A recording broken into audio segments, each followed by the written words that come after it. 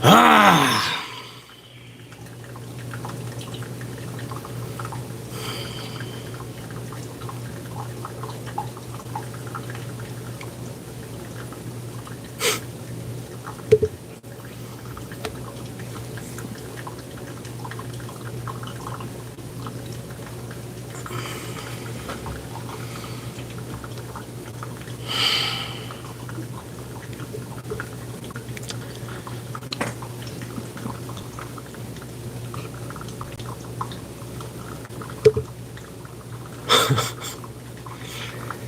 You know,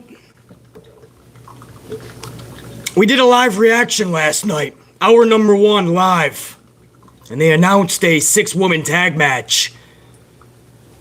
And then 20 minutes later, they said it's one-on-one, and Becky Lynch is talking about people leaving with their suitcases. BC's flipping out. I'm talking, nothing ever makes sense in this company, but what the fuck are they doing, bro? This is literally gonna make the hardcore of fan turn away. We find out afterwards that Sasha Banks and Naomi, they took off.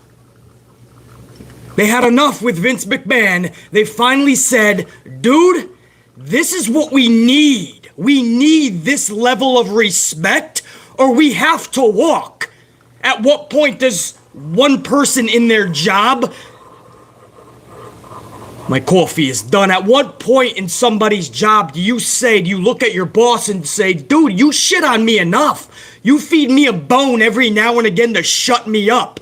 But if I'm so damn good at what I do and you give me so little, well, fuck that and fuck you, bro.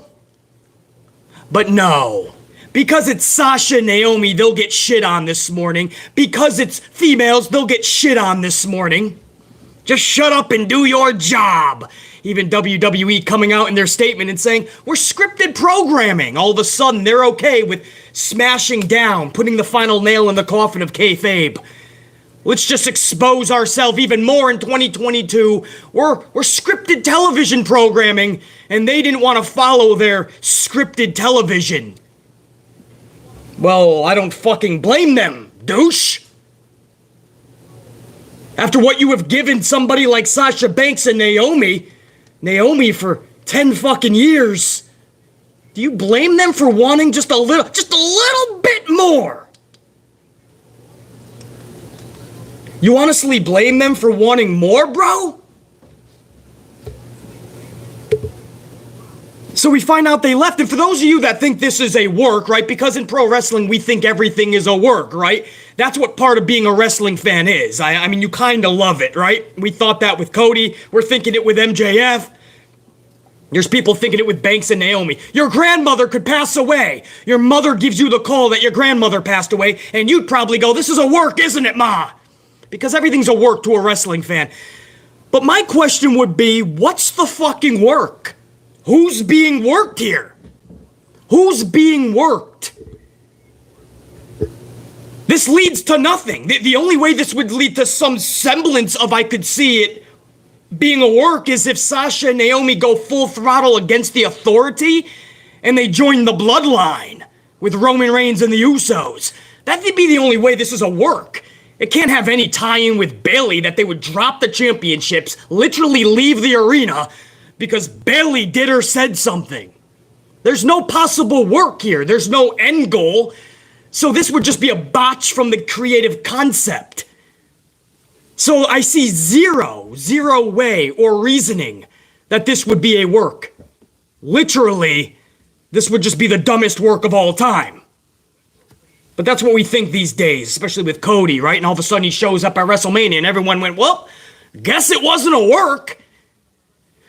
But WWE exposed themselves. WWE let out a statement late last night, and this is what they said. This is from WWE themselves on their official website. When Sasha Banks and Naomi arrived at the arena this afternoon, they were informed of their participation in the main event of tonight's Monday Night Raw. During the broadcast, they walked into WWE Head of Relations Johnny Laurinaitis' office with their suitcases already in their hands. trying to make it sound like they already had a premeditative goal. No, they were trying to get John Laurinaitis and Vince McMahon and everybody to talk them out of leaving. They want to stay, they just want respect. Crazy concept, BC. With their suitcases in hand, they walked into Laurinaitis' office, placed their tag titles on the desk, and they walked out. Now, this is obviously after the initial reports that we heard that Vince McMahon was the original meeting, and Vince McMahon refused to budge on the little things that they were asking for, which I bet you was just create a division for the tag teams. Let us seem relevant in this irrelevant division. There's a crazy concept. Vince McMahon refused. So then they went into John Laurinaitis' office, put in their belts and said, we can't do anything else for you then. We know how good we are, and you're just gonna keep force-feeding people like Charlie Flair, who is not connecting with the damn audience.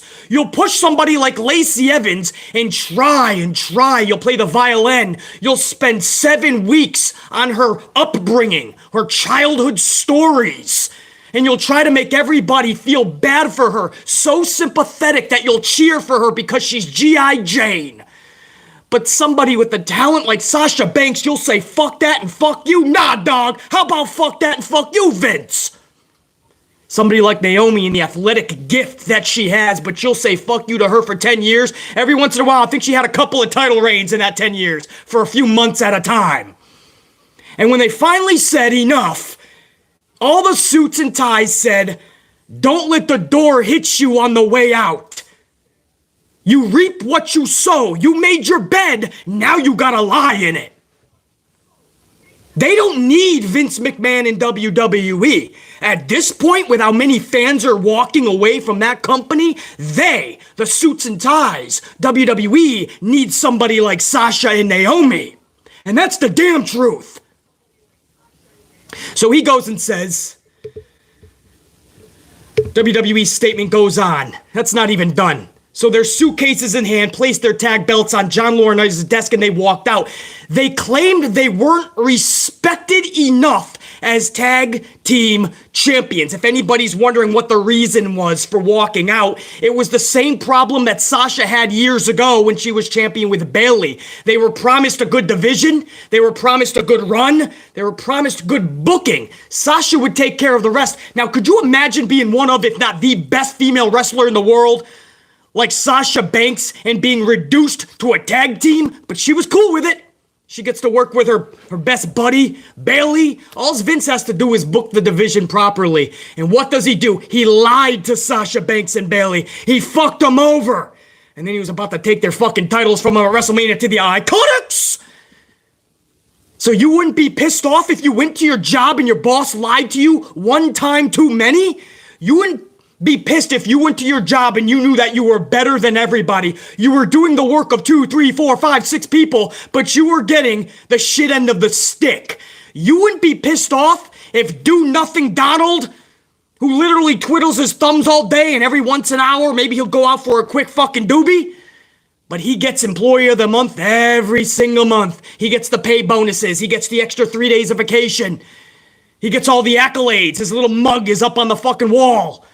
You wouldn't be pissed if that happened every month. There's Charlie in another fucking main event. There's Charlie in another title match. There's Charlie getting her 14th, 15th title. But Sasha, I got something good for you, yeah. Yeah, I know you did it before with your other friend Bayley, but if you have any more friends, I'll put you in another tag team. It's good shit. Damn it, Sasha, why are you pissed off? Be a good little Sasha. And watch Charlie get it all. Because Sasha knows she's a million times fucking better.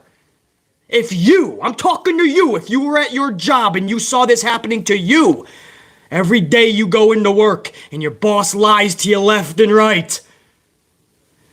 Now, what point do you at your job get pissed off? But no, with WWE, it's different. And with the females especially, and with Sasha Banks even more specifically, it's different, right? It's a different fucking end zone goal. Oh, they should just shut up and do their job. Like WWE says, it's scripted television. Just go out there and perform. This is their careers on the line. Do you see what happens when Vince McMahon botches you? You have nothing and you have to start from the ground up. Keith Lee, Karrion Kross, so many others. When you get botched so badly and then you just get tossed to the curb, the last visual that people have of you is as a bear cat. Or if you're Karrion Kross, that fucking medieval times helmet with the Steve Urkel suspenders. He fucking ruins you and then he tosses you aside. That's why your booking matters, because WWE does not consider them employees. They're assholes. They call you independent contractors, which means whenever it's no longer good for Vince McMahon to have you, he's gonna kick you to the fucking curb. And if you get ran over by a bus too close to that curb, well, that sucks and it's unfortunate, but it's business as usual for VKM in Stamford, Connecticut. So an independent contractor easily gets tossed aside. Now, if they were employees, maybe we can talk. Shut up and do your job. But they're not employees. And because they're independent contractors, that's what happens every year when you see 30 to 50 people get released and 100 actual people from Stamford helping out, NXT, you name it. When everybody gets cut, budget cuts, releases, they still have to put food on their tables and feed their families. They're professional wrestlers. The hope is that you book them properly while they were doing a service to you, while they were breaking their backs for you. All you can do, the least you could do, is help them out with good booking. And somebody like Sasha Banks finally stands up and you call her a brat? You say, oh, just shut up, there's Sasha crying again? Fuck that, bro. She's the only one. How ironic, as a female, her and Naomi are the only ones with enough balls to stand up to the old bastard in Stamford. And that's the truth. So they're not done. WWE's statement, they say they placed their tag titles on the desk of John Laurinaitis and they walked out. They claim they were not respected enough as tag champions. And even though they had 8 hours to rehearse and construct their match, yeah, talk about nailing the final nail into the coffin of kayfabe. Talk about exposing your own business.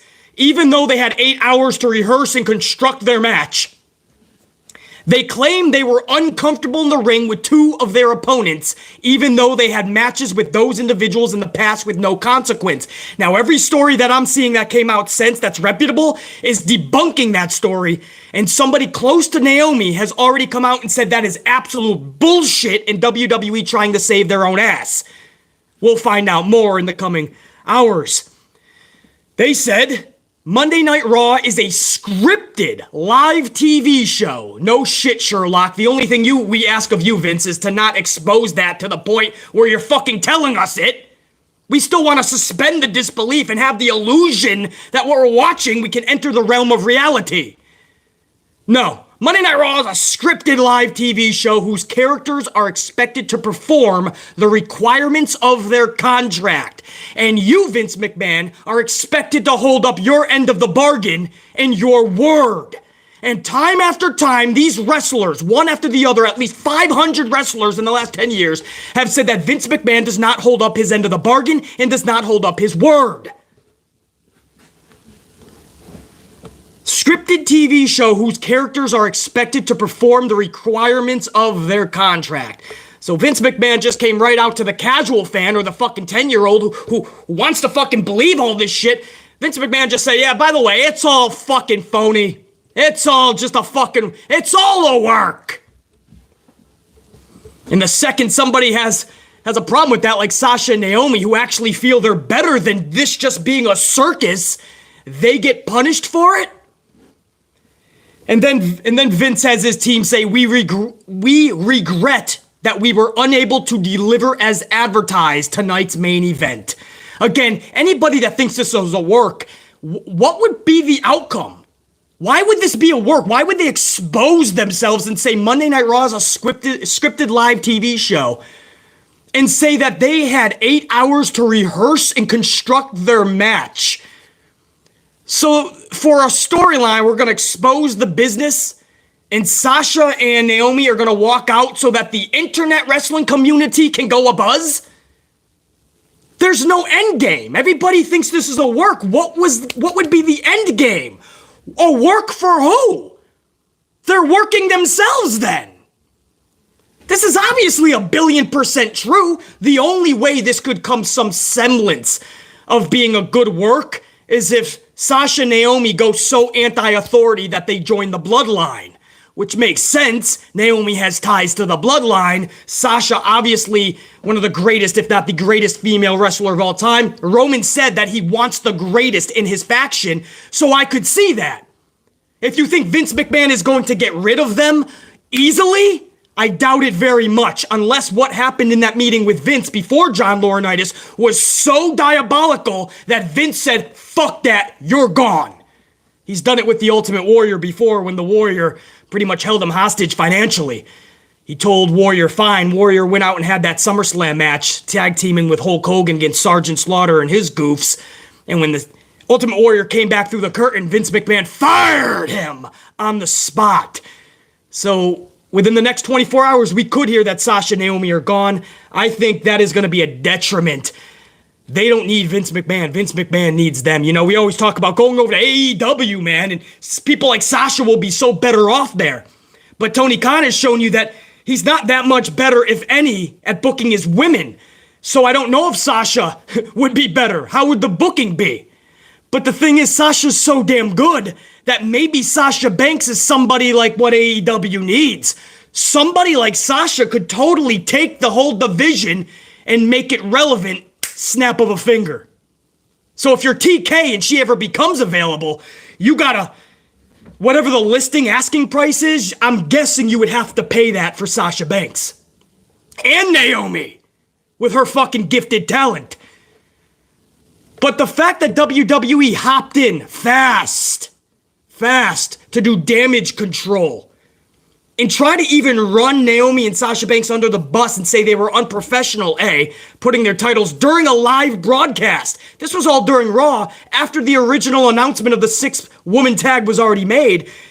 They make them sound unprofessional. Then they say that they didn't want to work with some of the individuals, so the locker room would kind of go against them. Because the latest word we're getting is Sasha Banks has a lot of heat backstage right now. She's always had a lot of heat. She's always known she's better than everyone else anyway, and if everyone's gonna be jealous like they are in that locker room, so be it. So of course there's major heat on Sasha, probably more now than before last night. But the fact that this company actually said that in their statement just so Sasha and Naomi could have the locker room turn on them, that is so fucking petty, but that's so Vince McMahon, bro. That's something he would exactly do.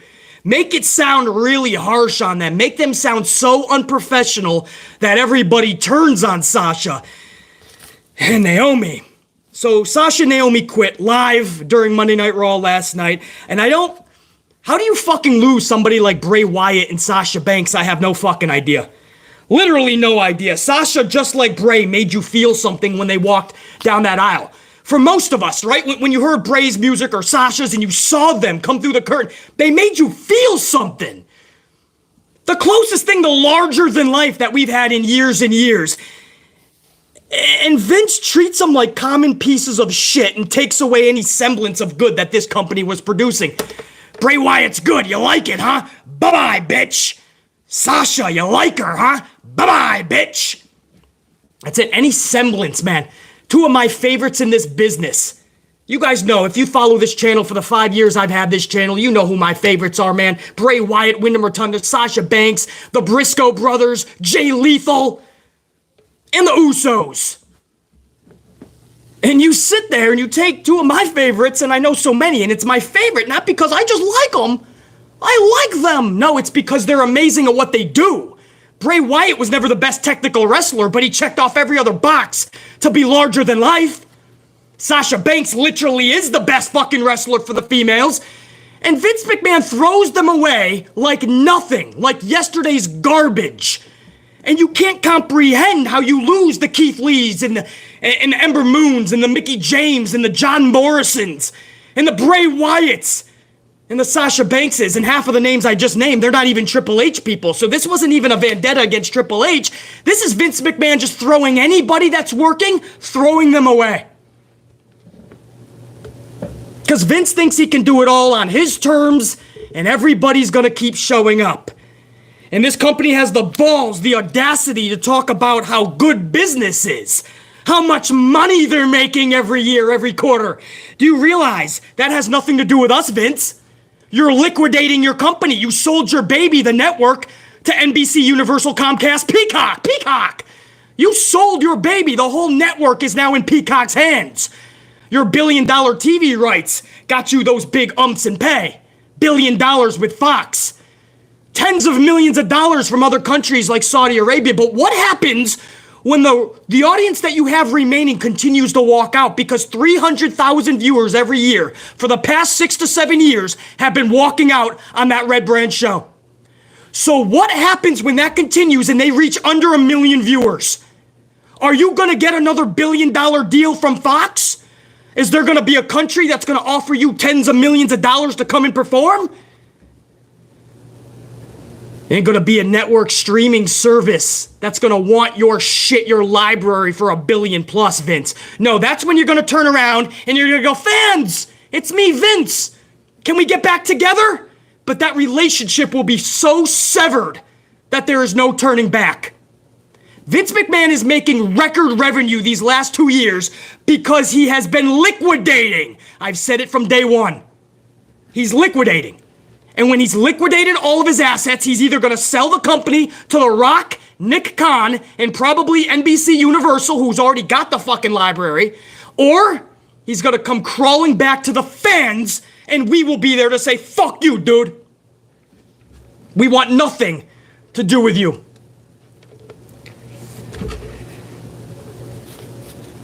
Because you brag about how much money you're making every single quarterly. Yet you produce the most garbage of television and you leave the fans with nobody to actually cheer for. Nobody to actually get behind with your careless 50-50 booking and your bullshittery to the most epic of levels. You know, I don't give a fuck what the final straw was. They say it's because they didn't like the tag division booking. That's what WWE's statement said. They didn't feel respected enough. Well, I don't blame them. I've been saying for years, Sasha and Naomi have not been respected. So I don't care what the actual final straw was that made them pack their bags and take off. You keep top talent happy. There are top talents for a reason in life. You may not want to hear that, but a top talent is a top talent for justified reasons. Johnny Depp doesn't have to sit in the same dressing room as background actors while he's getting ready for a big scene. Johnny Depp has earned over years the reputation of being a really phenomenal actor. So Johnny Depp shouldn't have to memorize his lines sitting next to catering Kathy while she's stuffing her face and farting it all out. She shouldn't have to sit there while background Bob is yelling to his mother over the phone, yeah, I'm gonna be on TV. I'm gonna be the guy holding the coffee 10 miles behind the main actors. Nobody gives a shit, background Bob. No, Johnny Depp doesn't deserve any of that. He deserves the respect to have his own dressing room, his own trailer, his own call time, his own pay scale. Johnny Depp has earned that. Tom Brady can be 5 minutes to practice and not face repercussions or punishment like a normal Tom, Dick, and Harry who's on the line. Because Tom Brady has showed you and earned dominance over the past decade plus, 15 years plus. Tom Brady has shown you with 7 rings that he could be 5 minutes late and he doesn't need you to yell at him and tell him he did something wrong. He's probably going to get you another championship. He's top level talent and you make Tom Brady happy. If a coffee shop owner wants to give law enforcement a cup of coffee because he's been out on the street for 9-10 hours, either trying to direct fucking traffic, trying not to get hit, or trying to save a community, who knows if they're doing their job correctly, then the coffee shop owner should give that dude or gal a cup of coffee. If Costco Kevin and Supermarket Steve go into the same coffee shop and demand a free coffee too, fuck you. Go stock your fucking shelves. Supermarket Steve, Costco Kevin. This dude's been in the fucking street working for the community for 10 fucking hours. But maybe Costco Kevin and Supermarket Steve have their own little awards within their walls of Costco or the supermarket. Maybe there's Employee of the Month. And if you're the best at what you do, you get your mug on the wall. You'll get extra pay in your next paycheck. You'll get an extra day of vacation maybe. Because you were the top talent, Costco Kevin. Wouldn't Costco Kevin, if he knew he was the best employee in those walls, wouldn't he get pissed off if every month Do Nothing Donaldson was constantly getting Employee of the Month and all he does is twiddle his thumbs, pick his ass, and smoke a doobie every hour? But yet his face is up there looking stupid as ever? Every month, Do Nothing Donaldson is Employee of the Month. No, you're top tier talent for a reason, because you earned it, because you're the best.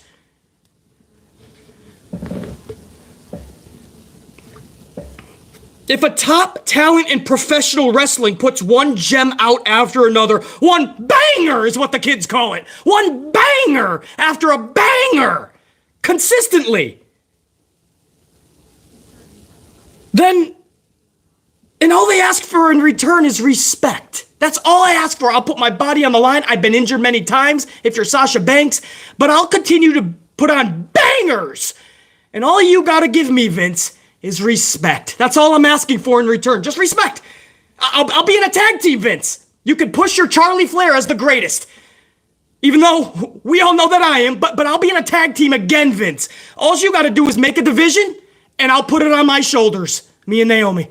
And Vince couldn't even give her for the second time in her career, because those tag titles meant so much to her the first time with Bayley, and now with another friend like Naomi, and Vince couldn't give her the time of fucking day to just give her some good booking. Take a minute to know who he's talking to. And the book a division that's not only going to prosper for Sasha Banks and Naomi, for every talent in that company, but for the audience that is viewing. We now have a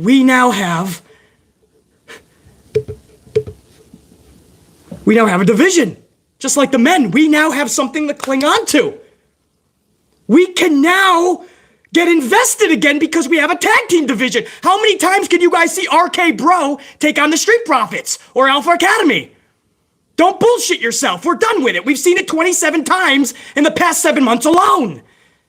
The women's division's even worse with the tag team because there is no tag team division. Carmella and Zelina Vega were the only ones, and those were two singles competitors thrusted together. So are you supposed to make me believe that Nikki Cross now has a new tag team with Doudrop after she just had Rhea Ripley?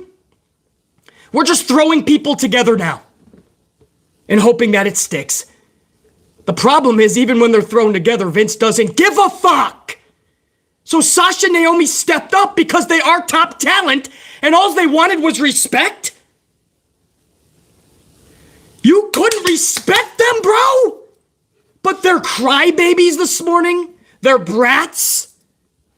They didn't get their way, so they took their ball and they went home. Bro, I've had this channel for 5 fucking years. I've told you the booking of Sasha Banks is mind-boggling. I would have took my fucking balls and I would have went home long before Sasha ever did. She tried to be the team player. She made a name for herself outside of the fucking company. Sasha Banks is a superstar personified. But she's not tall and blonde, and she doesn't carry the Flair name, so she will never become a 15, 16, 17-time champion in that company. How fucking tragic is that? When she can work circles around Charlotte Flair, and that's not even shade to Ashley Flair. That's just the truth. If you guys think of Sasha Banks, you think she has given everybody, nearly everybody, their best match. Am I right? I know I am. I've done my research. Sasha Banks has given just about everyone on the roster their best match. Bayley, about 8 separate times. They produced banger after banger after banger after banger. Bayley and Sasha Banks, 8 fucking separate times. Becky Lynch, Hell in a Cell 2019 was Becky Lynch's best fucking match. The triple threat, okay, but that was also with Sasha. I think Charlie was in there too. There was a couple other Becky matches that were up there. But Sasha, Becky, Hell in a Cell 2019, Becky's best fucking match. That's with Sasha. You guys sensing a common denominator here? Her name is Sasha. Bianca Belair, Mania just last year. WrestleMania main event.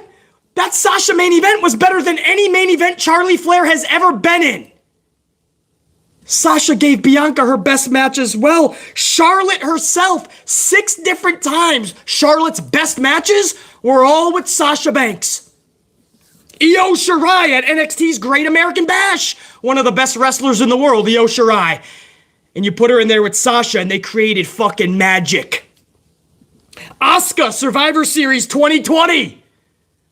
Asuka, her best match in WWE, clearly Sasha Banks. And Ronda Rousey. And this was Royal Rumble 2019, where she needed a good dancing partner to help her get through the match. And we saw what happens when you don't have a good dancing partner years later, because Charlie Flair embarrassed Ronda Rousey. Because Charlie Flair knew that Ronda needed somebody to work with her more vividly, and Charlotte was just interested in doing business for herself. So Ronda suffered and looked embarrassing, and the match sucked at Mania. But you go back to Ronda Rousey and Sasha Banks at Royal Rumble 2019, that's Rousey's best match in WWE. Easily. You guys get what I'm saying? Every fucking buddy's great match has been with Sasha.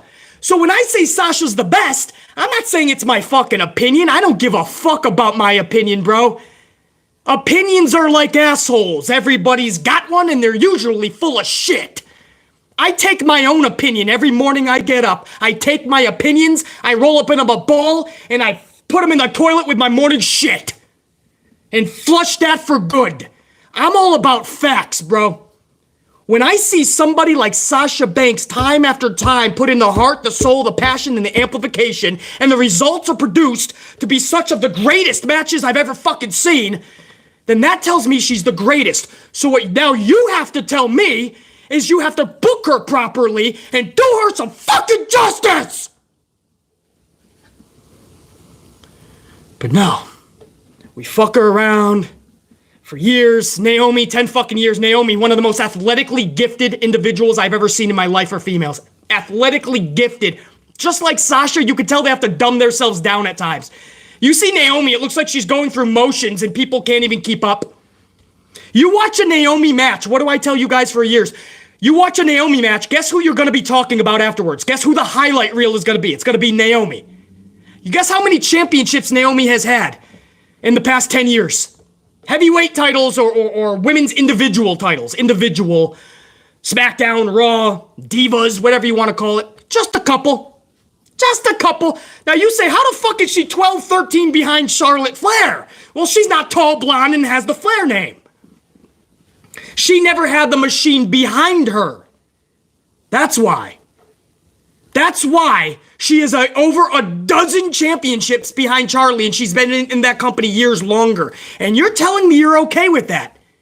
There's people out there that defend Vince McMahon in this company, and they go, it's scripted television like WWE said. Just do your job. Why isn't she doing her job, BC? Because she... Are you delusional? Whatever your job is, if you're the best, and we already went over the facts that she's the best, wouldn't you want more? You would ask your boss for more. If you go to your job and you're making $15 an hour, but you know you're the hardest worker, but everybody else is making $20, wouldn't you go to your boss and say, hey, I think I should, at least be hitting 20. I should at least be having 14 title reigns like Charlie by now. But I also feel I'm the best, so can I get $22? And that's like your boss saying, no, in fact, we're going to decrease. We're taking you to $12. We're going to knock you down $3. Could you imagine if your boss told you to fuck off and took $3 off of your hourly pay? But why is it different for wrestling? Why is it different when Sasha and Naomi, 2 females, go into their boss and say, hey, we're giving you evidence of why we deserve better than this? To be treated better, to have a better division, to be booked more properly. Here's the evidence. Can you help us? And the boss says, nah, fuck off. You would not walk away from your fucking job?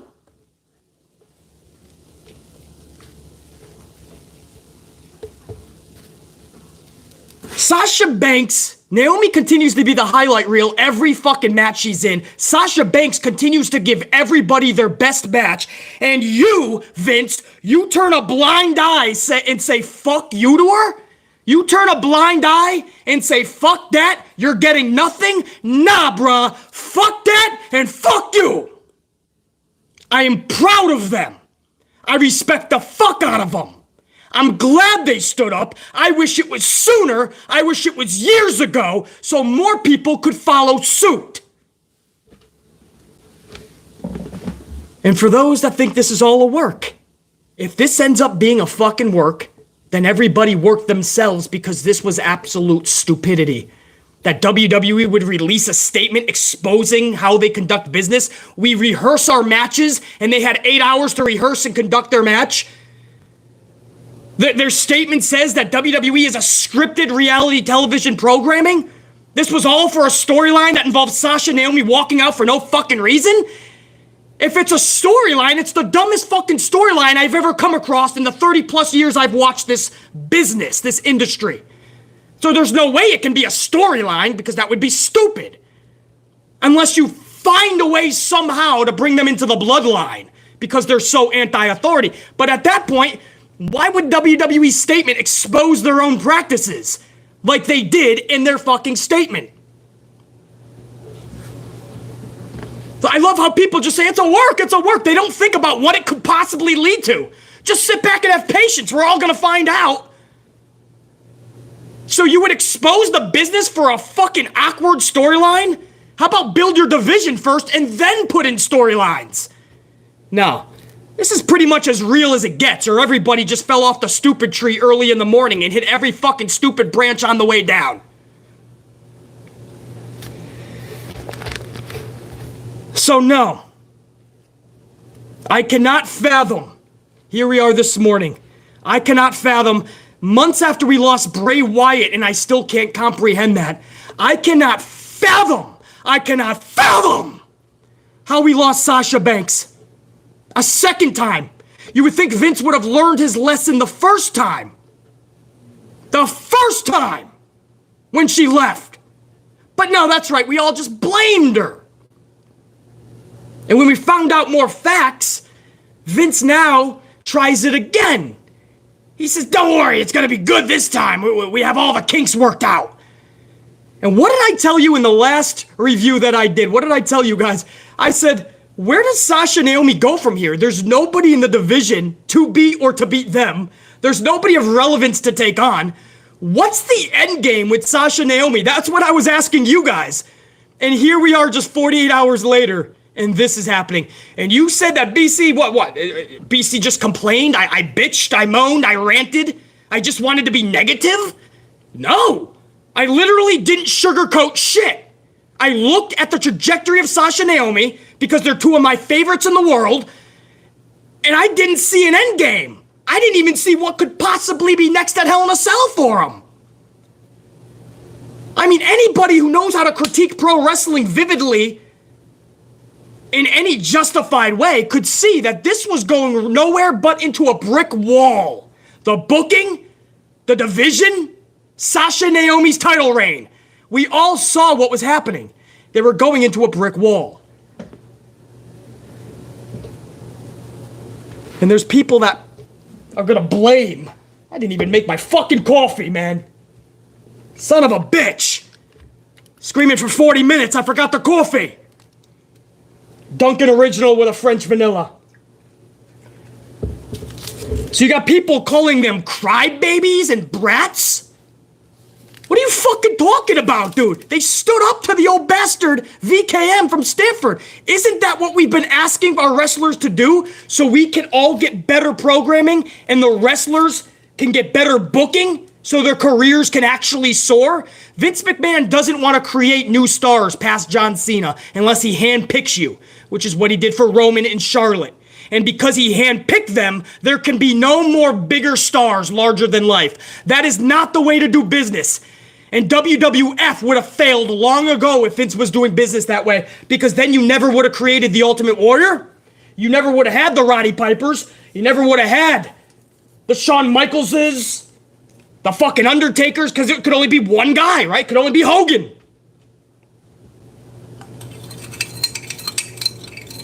But somehow, over the last 10 years, we cannot build any more larger-than-life stars because Vince doesn't want them to do what Sasha just did. Right? This is the whole reason Vince doesn't want to make larger-than-life stars unless he handpicks you, because of what Sasha just did. Supposedly, this is what we're hearing. But Sasha wasn't even given the green light. Vince never booked Sasha to be the person, and she still had the balls to walk out. So I hope Vince learned his lesson. It's not just a top talent superstar thing. It's a fucking respect thing from top to bottom on your roster. Salute, Amp Unit.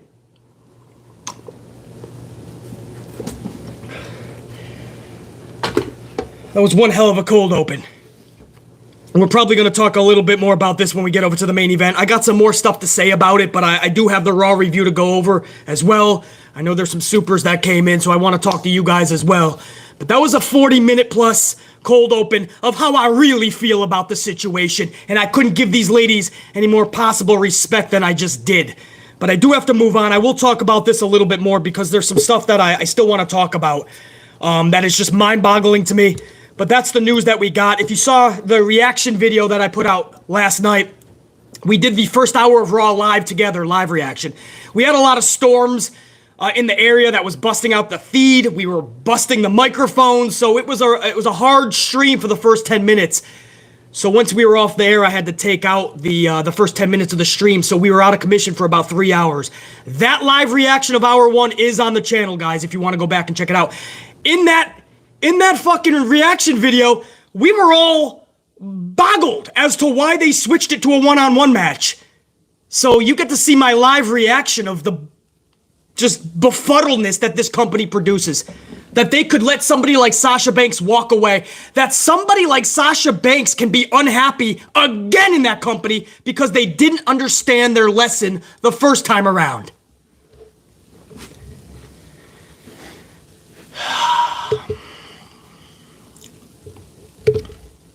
Anyway, salute to my Amp Unit. I don't know how you guys... Well, let me ask you guys, man. How about that? I got a poll. I'm going to ask you guys in the chat right now, man. Do you agree with Sasha and Naomi walking out of WWE? It's a simple question. It's going to hit your feeds in about 20 seconds. I need at least 100 people to participate in this poll, please. In about 15 seconds, please check your chat. A blue box is going to pop up. Answer yes or no. Do you agree with Sasha and Naomi walking out of WWE? I need at least 100 people to participate. While we're waiting on that, I want to thank the over 300 of you guys during the cold open that smashed that up. We're headed toward 400 on the likes live. I appreciate that. That helps the algorithm. The tube doesn't like to pump out my live streams. So I noticed that once the live stream is over, thanks to the likes, thanks to you guys, the algorithm kicks in. And that's when thousands of people jump onto the channel and check out the stream. So I appreciate it. Let me make sure we got 100 people, man. We have over 300 votes up front. 94% of you guys are saying yes. We agree with Sasha and Naomi walking out of World Wrestling Entertainment. 6% say no. Sasha and Naomi walking out of WWE, 94% currently. We are over 300 on the votes. We're about to hit 400 on the ups live, man. Let's do that shit live in the cold open. 400 live. Let's rock it, man. 5 more, 6 more. Come on. That would be fucking cool. A cold open 400 plus on the ups. Going to 400 on the votes. You guys are fucking ripping it today. We are electric on this Tuesday fucking morning. 95% with nearly 350 votes agrees with Sasha and Naomi walking out of WWE. We are over 400 on the ups. Let's go to 500 now before we even start the fucking review. We talk about Sasha Banks bangers, man. You guys are banging it out. I appreciate it, man. Let's go to 500. Guys, I'm going to keep that poll open for a few more minutes if you don't mind. Do you guys agree with Sasha and Naomi walking out of WWE? That's my initial cold open. I'm going to get to more, guys, in just a little bit. Before I get to the Raw... Oh, fuck it. You know what? Let's do the second hour now. The first hour of Raw I already reviewed live, guys. That was a live reaction last night. Go to the channel and check that out, guys, please. Or not, doesn't matter, but it's going to be weird just jumping into hour number 2 if you didn't see last night's. So at least go back and check it out. Hour number 2 of Monday Night Raw last night. We started with the conclusion to Riddle and Jimmy Uso. And I'm going to talk more Sasha Banks and Naomi. Guys, I have a lot more to say about that, but I'm going to wait till the main event so I can go over some of Raw, if you don't mind. Hour number 2 begins with the conclusion of the Riddle-Jimmy Uso match, a match that ended as only a WWE match can end. Riddle hits an incredible, ruthless, fruit roll-up. Because that's the only creativity this company fucking has. Fruit roll-ups. You get a roll-up finish, you get a roll-up finish, you get a roll-up finish, and you, hey, look over here, I'm talking to you, you get a roll-up finish too. So that's how we did that, man. So damn good that they keep bringing the Usos back to the red brand so they can be embarrassed every damn week. That's how you book champions, everybody. Exactly what they're doing with the Usos. Bring them to the red brand and have them fucking embarrassed. And again, another roll-up. And that's not even the only fucking roll-up. So save your fruit, guys. You guys are already throwing your fruit into the ring. Save your fruitiness. Because there's another roll-up to come, man. This is what WWE is relying on. Once again, multiple roll-up finishes every single show. Next, we get a very good backstage segment with Judgment Day. Edge can cite off a 20-page monologue and it wouldn't be boring. But back in the ring, Finn Balor, AJ Styles, in a tag team with Liv Morgan in their corner, take on Los Lotharios, Humberto and Garza. Balor pins Humberto following coup de grace, and BC has one little question. What the fuck are these two in a tag team for? Why is Balor and AJ all of a sudden a tag team? I understand that Balor helped AJ with Judgment Day over the past several weeks, but Expecto Petroleum, we wave a wizardry wand, a magic wand, and all of a sudden AJ and Finn are now a tag team? As if you didn't do AJ dirty enough for a year putting him with Omos, and we got nothing out of it.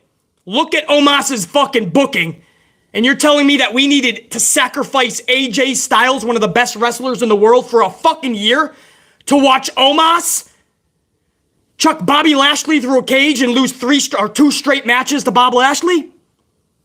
No, so let's put AJ into another tag team. Let's take somebody who has been completely irrelevant for 2 years, even with a championship recently, Finn Balor. Let's throw them in a tag team because Balor helped AJ with Judgment Day. And now all of a sudden they're in a tag team division match? AJ and Finn Balor are an actual tag team now. Just because Balor helped AJ. Do you guys understand? This is fucking mind-bogglingly stupid. This isn't ranting and raving. I want things to make sense. So that when I watch something, it's interesting, it's captivating. You're gonna have to do a hell of a lot more than this. Too sweet! I don't give a fuck what's too sweet from 15 years ago. Or 10 years ago. Right now, AJ should be on his own. Balor should have been the demon 17 times in the last calendar year. But no. We're going to walk around and we're going to go, too sweet! Like a bunch of fucking nerds. We all loved what they did in Japan. I get it. The Bullet Club, we get it. But if you think in 2022, 2 of these dudes together taking on Los Lotharios is going to get anybody out of their seat, think again, Jack. It's just so stupid to now see AJ in another fucking tag team with Balor. This is what we're going to fucking do. And does it lead to a Hell in a Cell match? Is Liv Morgan and Rhea Ripley going to be tied to these teams now? Alexa Bliss is taking on Sonya Deville next to end hour number 2. It's a rematch from just last week. This time they gave these two much more time. Okay, not that much more time, but 10 times more than they got last week, which was about 60 seconds. Same result, though. Alexa defeats DeVille via a DDT. At least it wasn't a fruit roll-up, so beggars can't be choosers. We can't complain. It's a DDT. It's an actual finisher. Jake the Snake Roberts would be proud. Alexa defeats DeVille second week in a row. Post-match, DeVille smacks the referee across his mug. The referee sells this pathetically. Thank God that referee is not a wrestler, man. He falls on his ass with a smirk. It's such an odd way to bring Alexa Bliss back. It's so irrelevant. To me, this is the second botch in a row for Alexa's returns in just this calendar year. She came back before Elimination Chamber, a bunch of strange vignettes, had one match, and she was gone again. She held off her wedding to be part of Mania, and Vince is like, nah, we don't need ya. So here she comes back in the middle of Raw last week, has a 60-second match.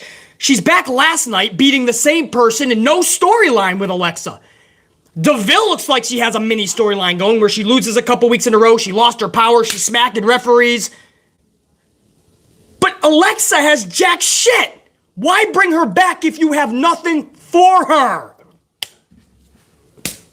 Come on, man. It's simplistic. Bring her back. You had months to book Alexa Bliss. And what you came up with for months of thinking about what can we do with Alexa Bliss, what you came up with was, oh, here it is, nothing! 2 matches that have nothing to do with Sonya and no storyline stemming from it. This is the shit that we call out on this channel. We're not going to sugarcoat it. People may cry about me being too harsh. Okay, I get it. I'm a passionate fan who's been a fan for over 30 years. I critique pro wrestling even when I was a fucking kid. This is the shit I love. I'm trying to make it better so that we don't see 1 million viewers by the end of next year. And we'll start asking, where the fuck did 7 million people go? They're not all watching on YouTube. The numbers don't say that. They're not all watching on streaming services. It doesn't say 7 million people are fucking watching anywhere else. It tells me that 7 million people are no longer watching the product from over 10 years ago. That's not good. So I'm over here waving the red flag saying, guys, this is an alarming, we need to talk. This is kind of alarming. WWE is losing more fans by the year than any other sport imaginable, even NASCAR. But nobody wants to talk about it. He's just yelling on YouTube. He's a crazy guy on YouTube. He's a podcasting weirdo. Maybe that's accurate. But I want the best for this shit. You brought back Alexa Bliss for nothing. So what does that tell us? You, the fans, BC? It tells the whole community that expect to see more awkward, cringeworthy, batshit bunkers booking for Alexa Bliss. But I guess that's the standard MO for this company. And that was actually the end of hour number 2. Sonya Deville just smacking the shit out of a referee because she lost again to Alexa. And Alexa, by that point, is already in the locker room. Alexa doesn't give a fuck. Alexa's probably back in the fucking Vince's office. What are we doing, Vince, with me? Or do I need to pack my fucking bags like Sasha and Naomi and get the fuck out?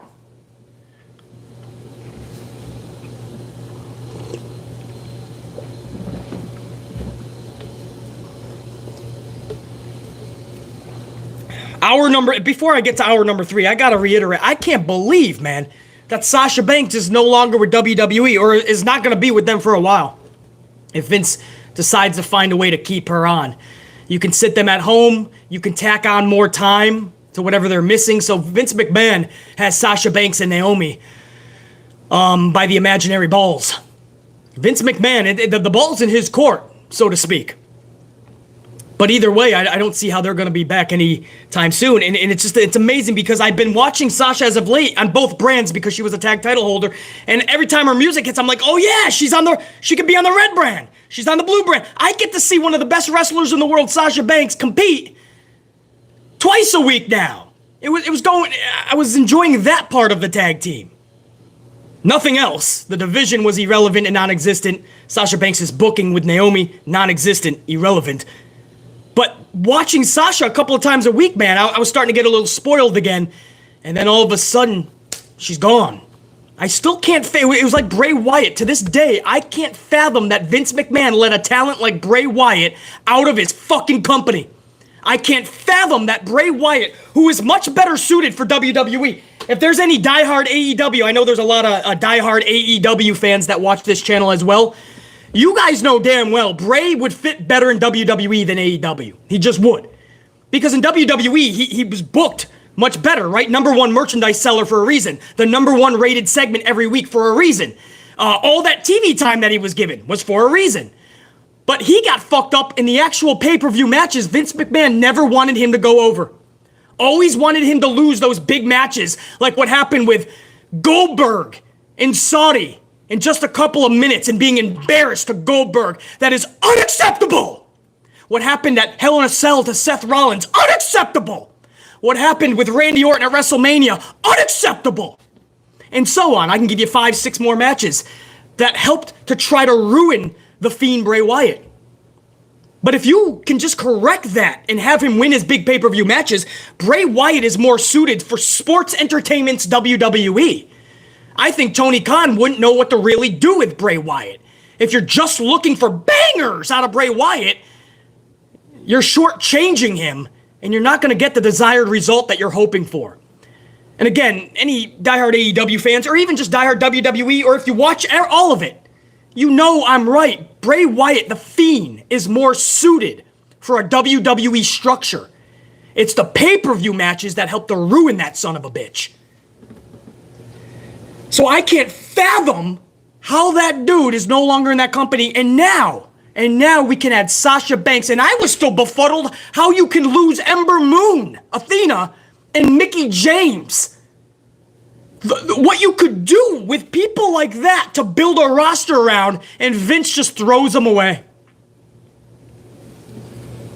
Anyway, I had to just go back and we're starting hour number 3's review for Raw, but damn, dude, I just got hit with another moment of realization that Sasha and Naomi are fucking gone, or at least not going to be seen for a long fucking time.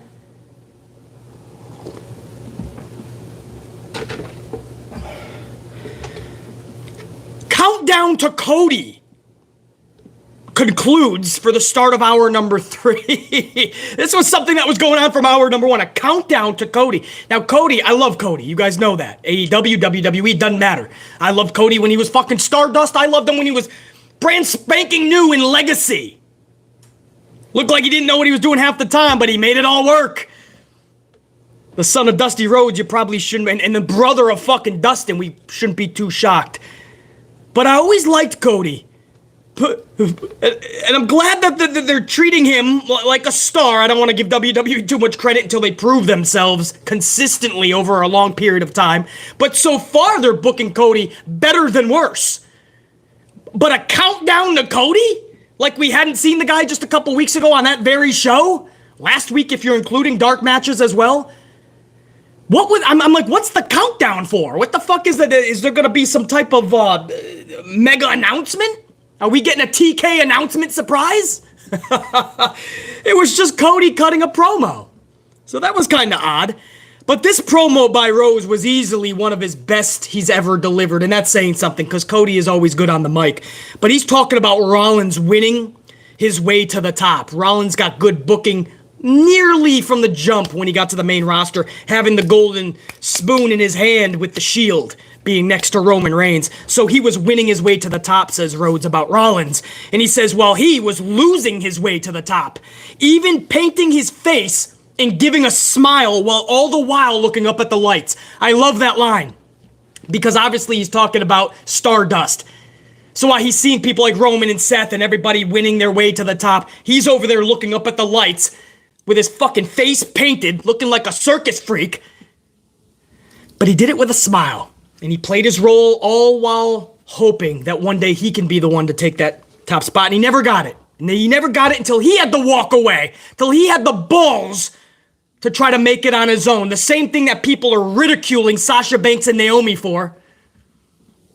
But we were clapping for fucking Cody. Yeah, go off on your own. You don't need them, bro. He talks Rollins trying to deny him his second chance to fulfill his destiny and win that WWE heavyweight title. He says he'll never be the American dream, so why not embrace the American nightmare? He challenges Rollins to a third and final match inside Hell in a Cell. Rollins appears on the Tron. He's got an earpiece in his ear. I don't know what the fuck for. Vince is like feeding him lines. He's got his little earpiece in. And Rollins accepts the Hell in a Cell challenge that Cody laid out. So Rhodes ends the segment with, and I quote, "Well then, the only thing left to say is I guess I'll see you in hell." And he drops the mic. I thought it was a well-done segment. I think we know that their first two matches are match of the year candidates, so a third match was inevitable. I hate rematches, but if you're gonna have one in a company that gives us a rematch for everything and everyone, this would be the one of a few that I'm okay with. Rhodes, Rollins, inside Hell in a Cell when we know the bangers that they put out the first two times. Match of the year candidates. BC's actually okay with this. I know a lot of you guys are as well. It's probably going to be one of the only matches that we're actually looking forward on the whole card. Looking forward to. So Cody Rhodes yet again hits it out of the park, Grand Slam fashion. Ezekiel and Chad Gable are next. Kevin Owens is on commentary. Long match over the 10-minute mark, and it was all for Gable to get pinned and defeated by the fruitiest of roll-ups. Yet another one in the same fucking night. We just saw it earlier, in the last hour actually. Who was it? Was it Los Lotharios? Who was the last one? Yeah, I think it was no, that was Coup de Grace. Oh, it was Riddle rolling up Jimmy Uso. Well, here we are less than an hour later, and Chad Gable is getting rolled up. So now you guys can throw some more fruit into the fucking ring. Right, you gotta show up the fucking supermarket, Steve's Supermarket, get all your fruit, because you know Vince McMahon's getting fruity.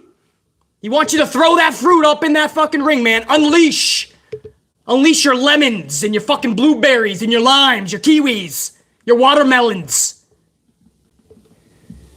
Guys, I gotta tell you, man, it's like you have all this time to come up with a good show. And it's mind-boggling that they come up with this.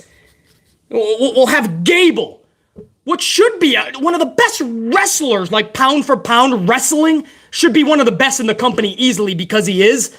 We'll just have him lose with another fruit roll-up. Nobody decides to ask the other agents either. Hey, are you guys doing a roll-up tonight? Nobody talks to one another. Right, because back in the day, you would say, hey, you can't lose via the pile driver because my dudes are doing it, right? The agent. Or you can't lose via the DDT or the power bomb tonight. My dude's doing it. My match. These days, I mean, we've seen shows with 3-4 roll-ups in a night. It has gotten so tragic that I don't even know half the roster's finishers anymore. I do not know half the roster's finishers anymore. Butch just won a match on Friday night. Butch just did a match. Commentary didn't even know what this move was called. They didn't even know what to call it. They're like, wow, that was what a move. That was did you see the move? What a move. Pat's like, what do you call it? Michael Cole's like, I don't even know. Back in the day, you knew everybody's finisher move. Nowadays, it doesn't even matter. In fact, it really doesn't matter because every other match is a fucking roll-up. Asking this company to come up with creative finishes is like asking Elon Musk to give you $1 million. It's not gonna happen. It's pathetically sad with how many roll-ups are in this fucking company, brah. This one and Matt Riddle, and Jimmy, hey Randy, did you see me roll up Jimmy tonight? Let's roll up something else, Randy, because 420 says we're smoking ass. Oh, Matt, that's not what, it's 420, we just smoked your ass, not we smoked ass. Yeah, that's what I meant, Randy. Oh, I tell you. At this point, I wish Drew McIntyre would just have a Claymore party with the WWE Creative and save the last one for Vince and Kennedy McMahon. And when I say a Claymore party, I mean not one Claymore, 2 Claymores, 3, 4, 5 Claymores. No, I want 9, 10, 11, 12. I want a Claymore party where everybody's invited to the party. Because when you go to Drew McIntyre's party, you're gonna get your head knocked off your shoulders with a Claymore party. And I wish we saved the last fucking Claymore for Vincent Kennedy to knock some fucking sense into this dude. This creativity is what is making superstars walk out of your company. This type of booking is what is making people go, dude, I've had enough. At any job that you're in, you would say, I've had enough. I don't want to, and I couldn't even do this anymore. I hope a lot more people follow Sasha Banks and Naomi. I really do. Because everybody deserves better than this. Chad Gable is done. If there is another major round of releases, which we've been hearing for months is happening, they already started with NXT, more than 10 dudes and gals. If there's another one, Chad Gable's gone. And that's fucked up. You can't even conceive losing talents like Chad Gable, but I guess we shouldn't be too shocked. When you lose people like Mickie James, Ember Moon, Sasha Banks, Bray Wyatt, I guess we shouldn't be too fucking shocked that he's willing to lose Finn Balor and Gable, Mustafa Ali.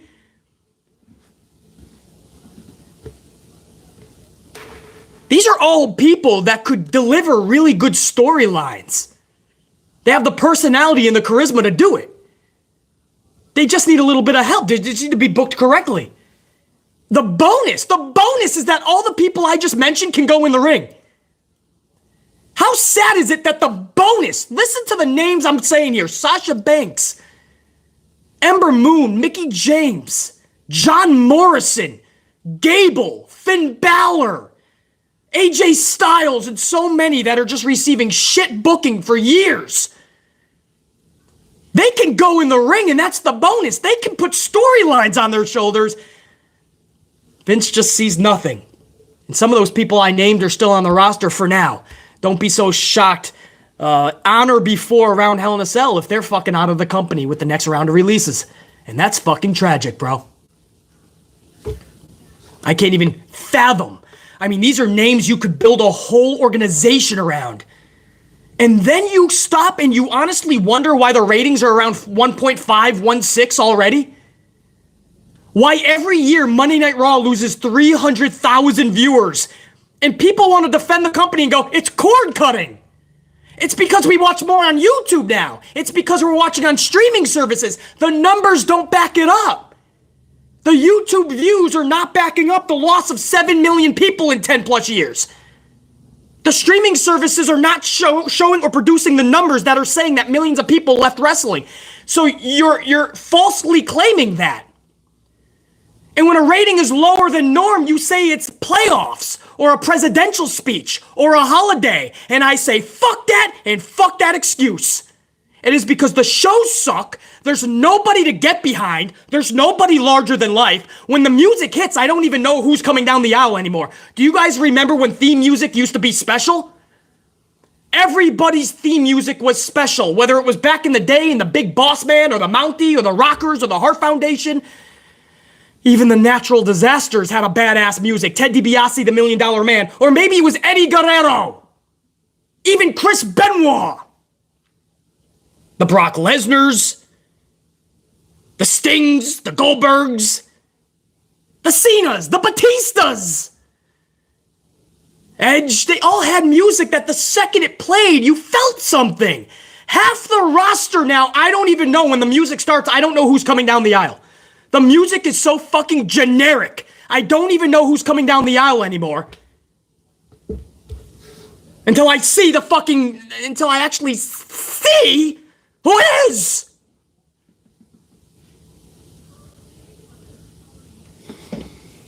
I don't even know what got me onto the theme music. I don't know what got me onto the theme music, but this is just all the problems, and these are everything that adds up into why you are losing 300,000 views. Guys, if you follow my channel for the last 5 years, or if you're a new subscriber, let me allow me to tell you what I've been doing for years. I've been showing you every year the trajectory of Monday Night Raw. They are literally losing 300,000 viewers every year. 6 years ago, guys, 1.8, 2.1, 2.4, 2.7, they were well over 3 million. That was 5 to 6 years ago. They're now playing around with 1.5. That's a problem bigger than cord cutting or YouTube. That's a problem way bigger than presidential speeches and playoffs, guys. That is a our product sucks problem.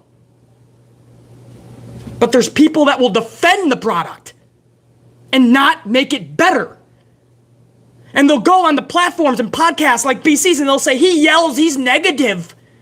This guy BC, he's a mean guy and he yells and he's never liking anything that WWE is doing or AEW or any of these companies. No, I'm critiquing it. I want it to be fucking through the roof. I want to mark the fuck out. I want to go to live events again. I want to pay fucking money. I want to give the companies my money and enjoy it. For years, I have not had a reason to. So if you defend this shit, you're not part of the solution. You're part of the problem. You're part of the reason that 300,000 plus viewers are leaving this product. Anyway, Chad Gable loses to a fucking fruit roll-up. Damn, are we electric and amplified today, bro? One of my fucking faves. This has always been a pro Sasha Banks channel, and we've always been so high on Naomi. To find out that they had to walk out because they weren't getting respected at their job, you would do the same thing if for years you were being disrespected at your job. Don't act like you wouldn't. And then WWE's statement basically said, not basically, they exposed themselves as being rehearsed in a scripted program and alluded to the fact that Sasha and Naomi basically should have just digested the shit stew that Vince was feeding them, and then look at Vince and say, please, sir, can I have some more? That statement that WWE put out there was so pathetic. They're entertainers on our scripted show. They should just do their job, is basically what the statement said. Bro, you're treating them like shit on their job. The ceiling for Sasha Banks is tag titles for Vince McMahon. Fuck that shit, bro! If you're just tuning in and you missed that 40-plus minute cold open, you might want to rewatch that, because I'm not spitting opinions, I'm spitting facts today. And why Sasha Banks and Naomi are way more than deserving to walk out of that company, Sasha, for a second time. I don't blame her, and I would have personally done it many, many moons ago, years ago.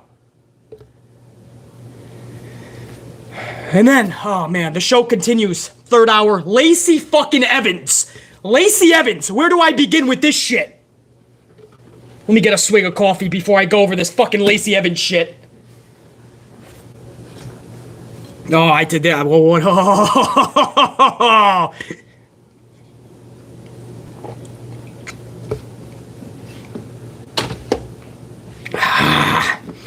Lacey Evans is then introduced as a mother, a daughter, a U.S. citizen, a patriot, a Marine, a vegetarian, a Christian, a neighbor, an organ donor, a douchebag on Tuesdays. I don't know what else she was announced as. But they tried to make this woman sound like she was fucking the president of presidents. Ladies and gentlemen, please welcome a mother, a daughter, a U.S. citizen, an organ donor, a Christian, a vegetarian, an overall really swell human being, Lacey Evans. And it was so cool because that Virginia crowd, over 80% of them didn't even stand up. They were like, all right. Now listen, it's not about the military. I say this a million fucking times. I got brothers who are Marines. 2 actual brothers, and 1 that's a best friend of my older brother, basically a brother of mine. So 3 brothers. Several different occasions I have personally traveled to South Carolina, Paris Island, to watch the graduation on that island for the Marines and for their graduations. I've lived that life for months at a time. Through those experiences, I have the utmost honor for the military. You're not gonna force feed me sympathy bullshit. This is the most pathetic attempt at trying to get people to cheer for somebody since Ashley Flair years ago. It's still to this day what Vince is trying to do to get people to cheer for Charlotte. I remember when she came back after her first lengthy time off, and Asuka was holding the hand of Lana because Vince wanted Asuka to give a rub because everybody respected Asuka, not so much Lana. So Vince put Lana in a tag team with Asuka while Asuka was a singles champion, the Raw champion. And she got no singles matches. She just had to make sure Lana got over. And when Charlotte came back, Vince had Lana get kicked to the curb, and Charlotte was now tied to the hip of Asuka. Asuka now had to give the rub to Charlotte so that people could cheer for Charlotte. It was so pathetic, and it only hurt Asuka. Vince was willing to hurt somebody like Asuka to try to force us to like Charlie again. Anyway, you fast forward and here we are with Lacey. For weeks and weeks and weeks, we've been playing the violins. You guys already got the violins in the chat. Fuck yeah, guys. I don't even gotta fucking remind you of how tiring this is. Violin music, man. Every week, we're hearing the same fucking shit as if most of us didn't have a hard upbringing. Like my pops didn't beat the shit out of me growing up. Like we didn't move a lot. Like BC didn't grow up in projects, make bad decisions. But no, for weeks we have to hear. And she starts off everyone like she's being held at weapon point. Like it's one of those countries that captures somebody and then forces them to make a video saying that they're okay, nobody worry. She's against the wall. She's looking like weapons are pointing at her. And she's like, okay, here it goes. When I was younger, my dad beat me. And I'm like, whoa, this is so cringeworthy even for her to be telling this. It seems so uncomfortable for her. But for fucking weeks, we gotta go through it. Imagine how uncomfortable it is for us, the audience. And for weeks, we're playing the fucking violin.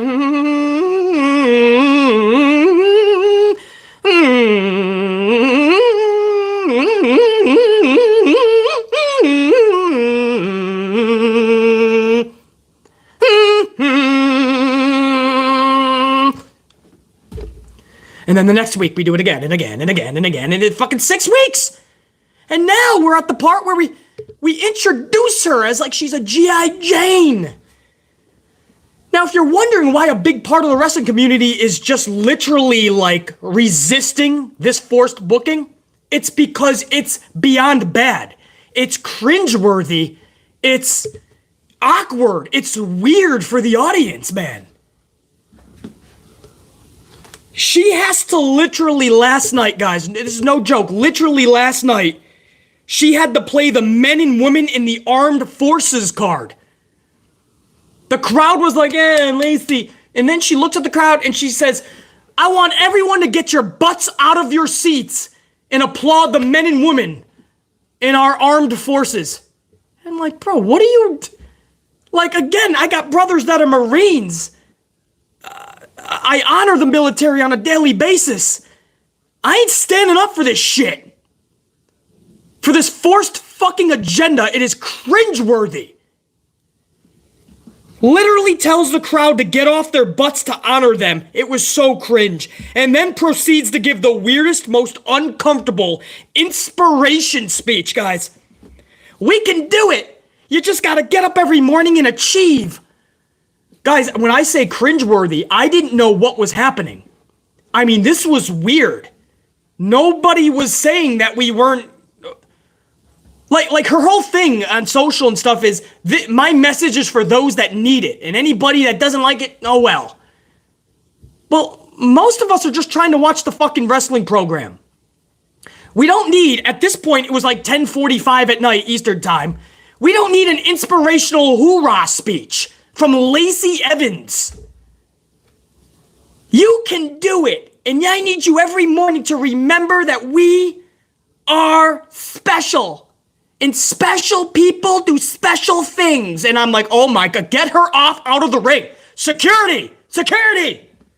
Sasha, get her out. Somebody put her in Sasha Naomi's bags and get her out. It was so bad, man. And it keeps getting worse every week. And then there's rumors, by the way. One of the reports latest that we heard is that the latest thing for Lacey, she's actually going to turn heel somehow. So all this is going to be a fuck you to those that support her. So everybody going, for anybody complaining and people going, fuck you guys, she's an inspiration, I love her. Well, the latest report is she's going to turn her back on you guys and become a heel again. You nasties.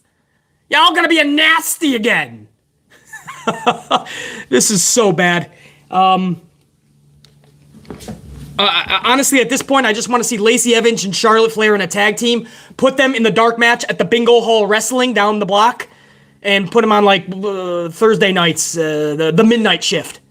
And they can wrestle every Thursday night at the local Bingo Hall.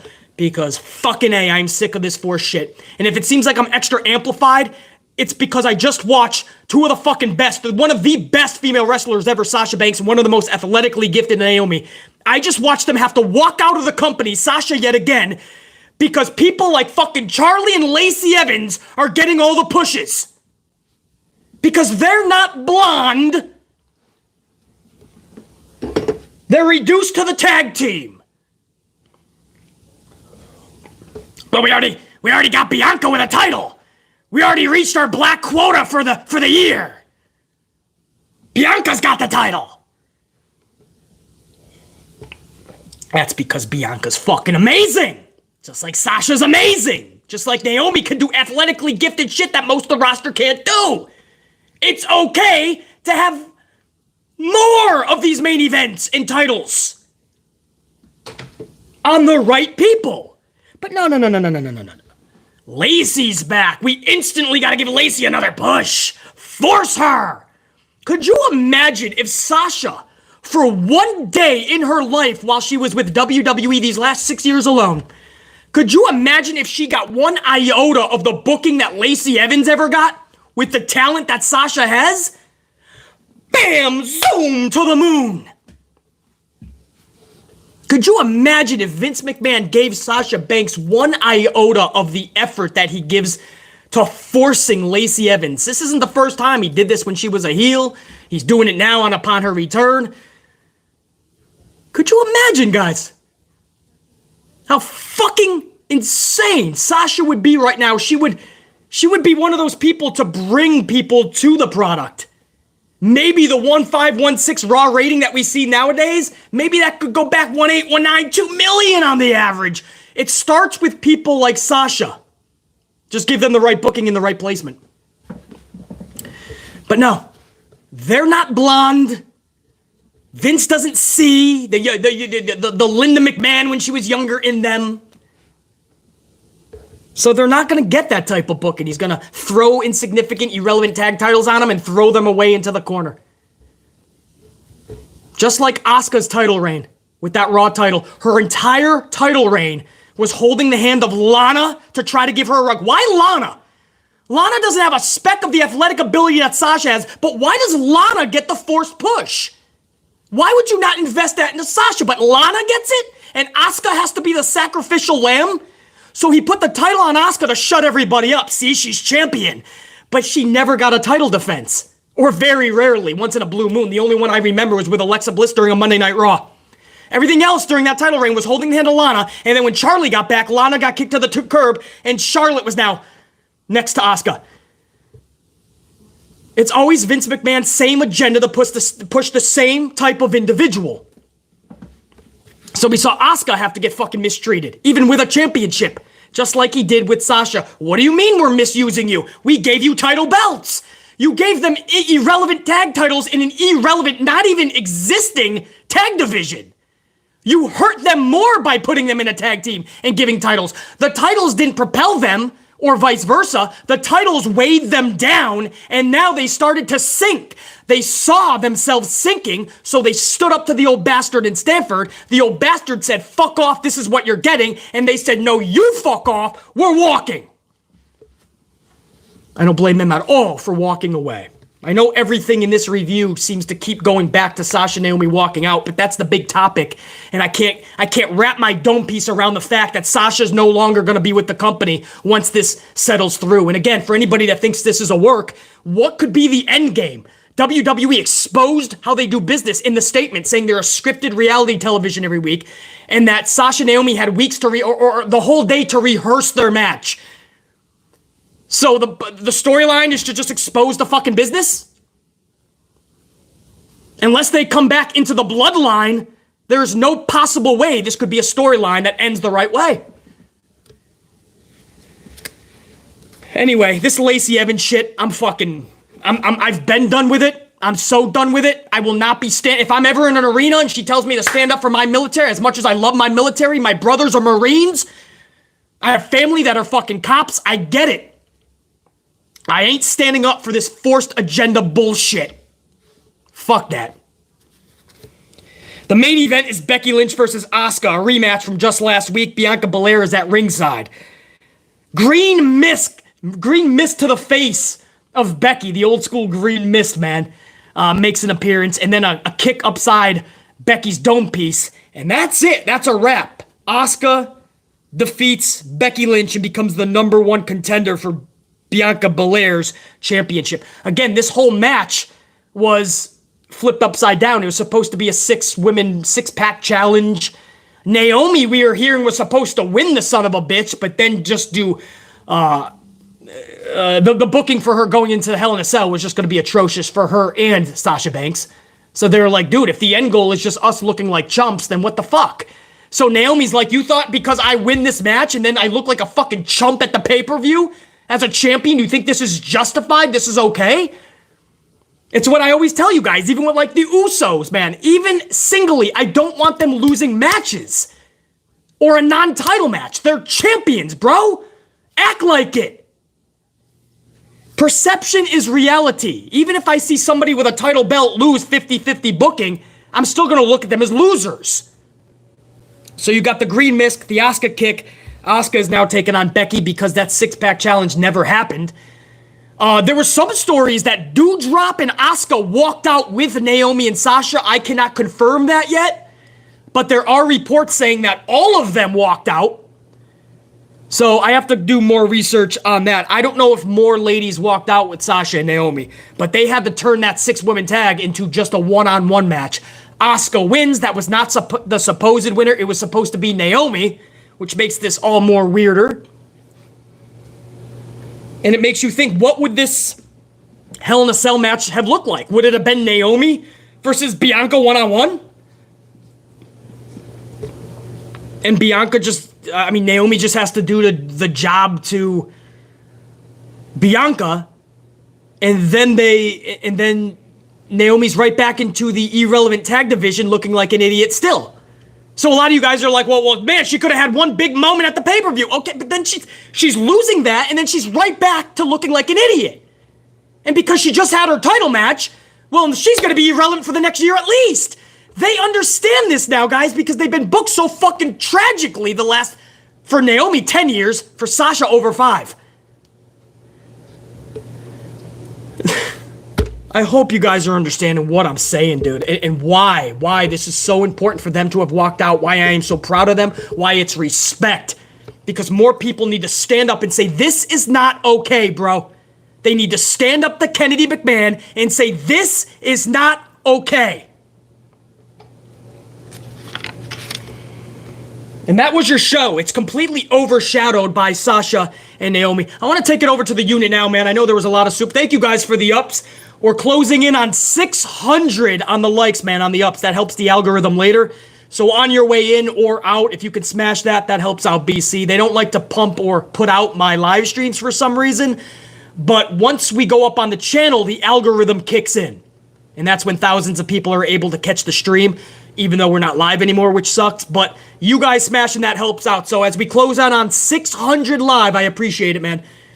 But I want to go over to my VIPs. I want to have this discussion with the amp unit. My amplified unit. If I can get up the supers, man. Shout out my VIPs.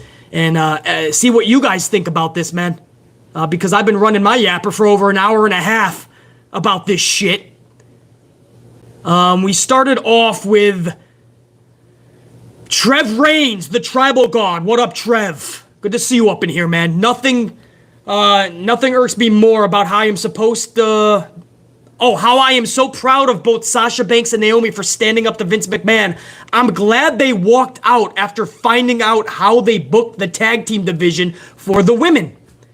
Trev Reigns, this has been years for Sasha and Naomi being booked like this, bro. This isn't just like they woke up. Yesterday morning, they woke up and they said, you know what? I'm not feeling work today. I think I'm just going to walk out. Ring, ring. Come on, Naomi, answer. Ring. Hello? Yeah, it's me, Sasha. Hey, what up, Sasha? Hey, tonight, I'm thinking about handing over the belts and leaving work for good. What do you think? What? Yes, what do you think? Damn, we can have drinks by 11. Let's do it. Okay, bye. You know, that doesn't happen overnight, bro. What happens is over time, you get more miserable. You start to see the writing on the wall. You start to see that your boss doesn't care about you. Your boss thinks you are absolute trash compared to his chosen favorites. You start to wonder, damn, I'm really good at what I do. Why am I not getting the same treatment as certain others? It's not her attitude, bro. Her attitude is no worse than Charlotte Flair. See, Charlotte gets praised when she throws the title down at Becky Lynch and goes off the fucking kilter stream, right? She goes off what she was supposed to do and chucks the title at Becky. And that's why one of her best friends, Becky Lynch, to this day, doesn't like Charlotte Flair, Ashley, anymore. Because Charlotte has changed. Her attitude sucks, supposedly. But she gets a free pass. When Sasha Banks has an attitude, oh, she's the worst. It's got to be her fault that she walked out.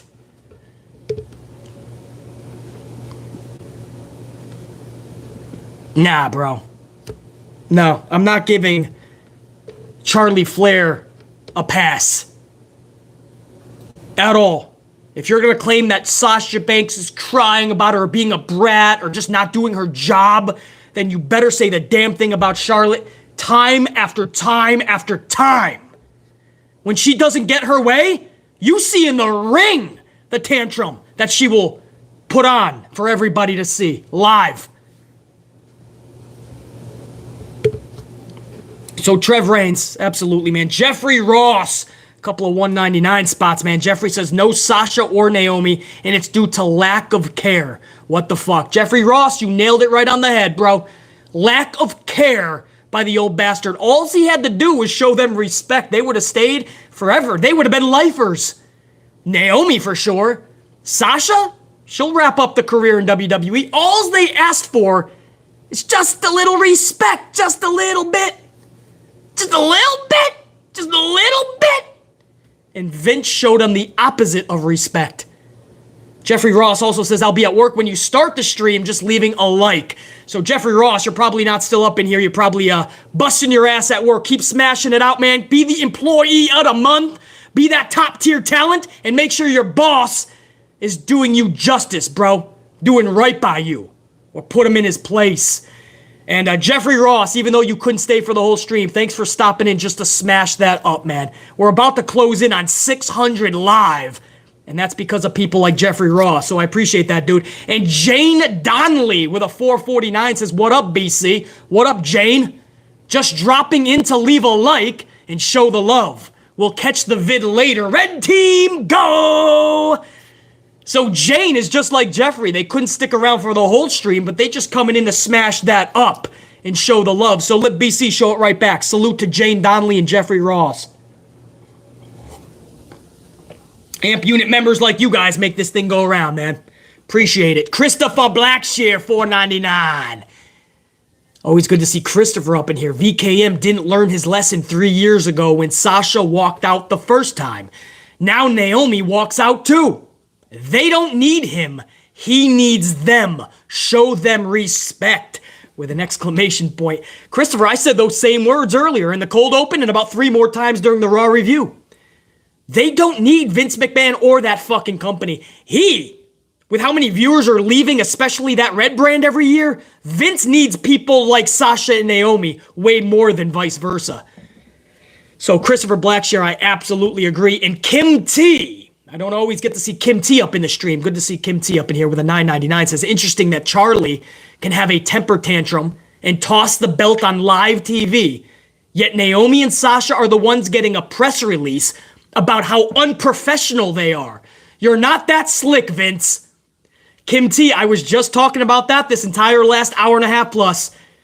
I just mentioned it 10 minutes ago about Charlie Flair. And we give her a pass whenever she throws a temper tantrum. But when it's Sasha, she's the hard to work with individual.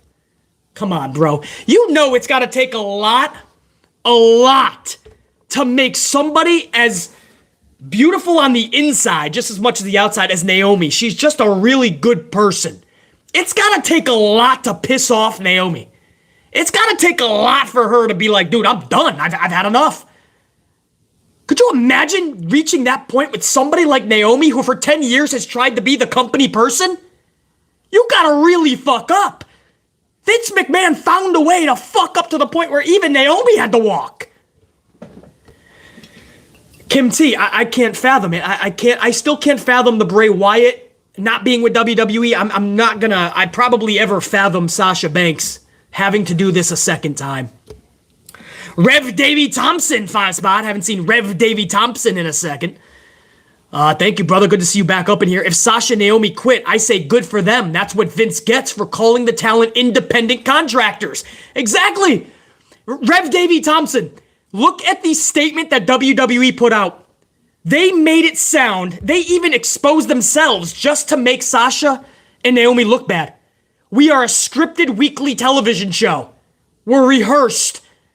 They had a job to do and basically went into business for themselves. How are you gonna act like that, bro? This is like any other job. You don't call them employees, so you don't have to give them benefits. You don't have to lose more money than you know you're going to if you call them employees. You're not binded to them. That contract is so easily unbindable. You can release those son of a bitches, snap of a finger. But if they're an employee, good luck firing them. You need a lot more of the law on your side. It's hard to fire an employee. It's much more easier to get out of your contract. So Vince is smart. So he treats them like shit the second they sign the contract because they're not signing anything to do as an employee. And over the past several years, why Vince McMahon is getting richer and richer because he's liquidating the company, the talents are being thrown to the curb without a job during a couple of those years of pandemic. And Vince didn't give a fuck. He sat there in every conference call with a big old grin saying, we're recording record revenue. And you say, well, BC, it's a business and he's a ruthless businessman. What do you expect him to do, BC? How about show just an ounce, just one iota, a little bit of compassion for the people that are breaking their backs for you? Biggie is at home in Orlando with a broken neck that is not healing right. Might have to have another surgery. Most likely will never be able to wrestle again because that C1 is so fucked up. Because Vince McMahon didn't give a fuck. He didn't give a fuck to make him a proper heavyweight champion, which he never had the chance to be. Vince just took the title right off of him, did him as dirty as Kofi Kingston. Same guy too, Brock Lesnar.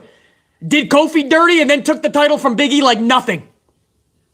Takes the fucking title, and then Big E quietly goes over to the blue brand with no explanation to fuck around with a green Ridge Holland. A guy who has been known to drop people on their heads. Just ask Johnny Gargano. Because Gargano was dropped on his head by the same guy, Ridge Holland. Almost broke his neck and ended his career. Could have been even worse. So no, Big E is now playing around with Ridge Holland. Gets dropped on his head. And Vince doesn't give a fuck, bro. He sent some flowers, some phone calls. He's gonna pay for some of the bills.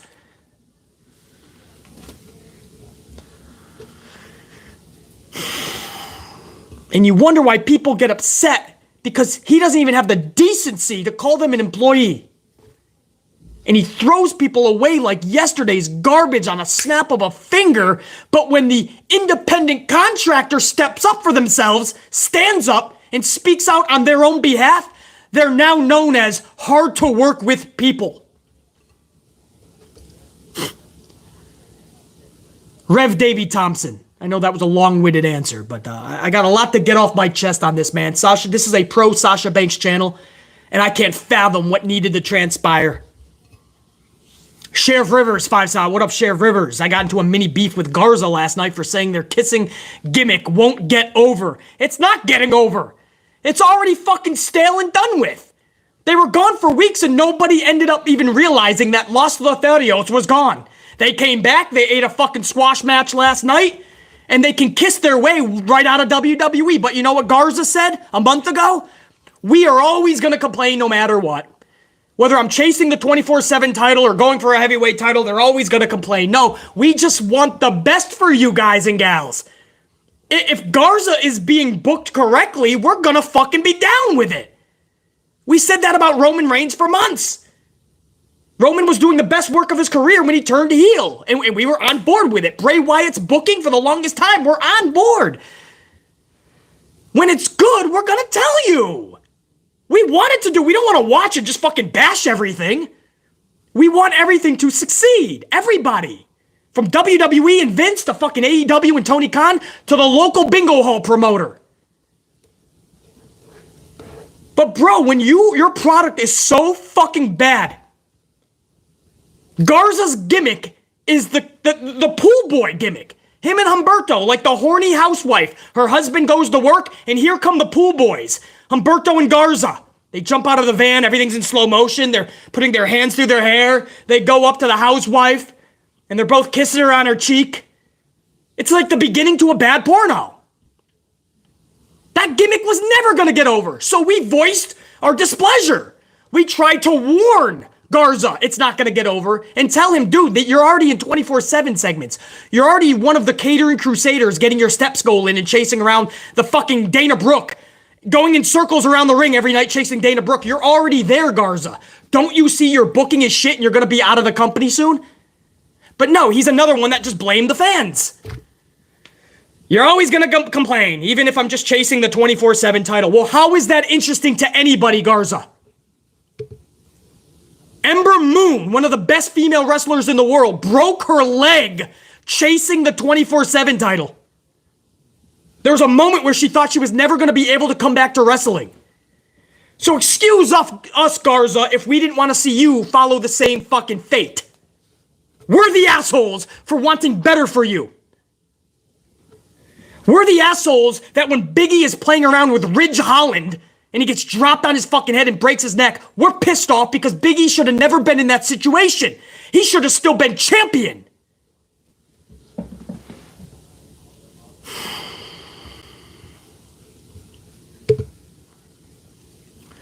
Sheriff Rivers, I appreciate it. Jeremy Harris, 5-spot. What up, Jeremy Harris? Hey, what's going on, BC? What up, Jeremy? I'm new to your channel. I watched some videos of yours, and I love it. Keep up the good work. You're awesome, man. And by the way, WWE is horrible. Jeremy, new subscriber. I love hearing that, dude. Thank you. Just like my tried and trues who have been with BC the whole 5 years plus.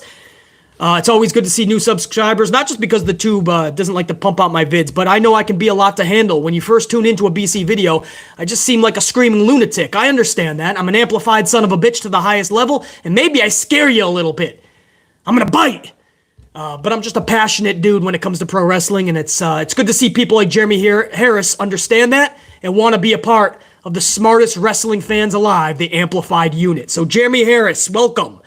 As NJPW Girl has just welcomed you, welcome Jeremy Harris to the Amplified Unit, man. You're going to find one wild time when you're on this channel. It's going to be a wild ride. I'm probably going to upset you at times. You know, ripping apart maybe one of your favorite wrestlers or a company that you love. But I'm doing it because I love this shit and I want everything to get better. So as long as you're okay with not sugarcoating bullshit, no bullshit at all, nothing but facts, fuck opinions, Jeremy, you're going to love this channel, dude. Welcome. Osea Weidman, speaking of my tried and trues, Osea is one of my tried and trues with a $9.99, a couple of coffees for BC. BC, I sincerely hope that it's a work. Otherwise, Vince done lost his damn mind. Osea, I hear you. I'm going through the facts, and I don't see how this could possibly be a work. Because to be a work, you have to have an end game, right? There has to be a reason, right? Where's the end goal? Even if we don't fully know what it is, we can see where it's going, right? WWE puts out a statement past midnight exposing themselves. We're a scripted weekly television. They went into business for themselves. It's not on us. They had hours to rehearse their match. And then they came to us during the event, a live broadcast, and handed their titles over. They are unprofessional. They're willing to expose the business even more as if kayfabe wasn't dead enough for a storyline that involves Sasha and Naomi handing their titles over. I don't see how this could be a work factually. But I understand as wrestling fans, we think everything is a work. MJF talking about going to WWE in a couple years. Cody Rhodes going to WWE. As I said, anything in your daily life, right?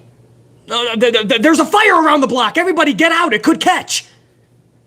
And you're like, nah, it's a work. They're just trying to get a reaction. Ain't no fire, right? There's smoke outside your window. You're like, nah, that's a smoke machine. This is a work. Right? I said earlier, your grandmother dies. Your mother's on the phone crying, Henry, you gotta come over here. Your grandmother passed away. Nah, it's a work.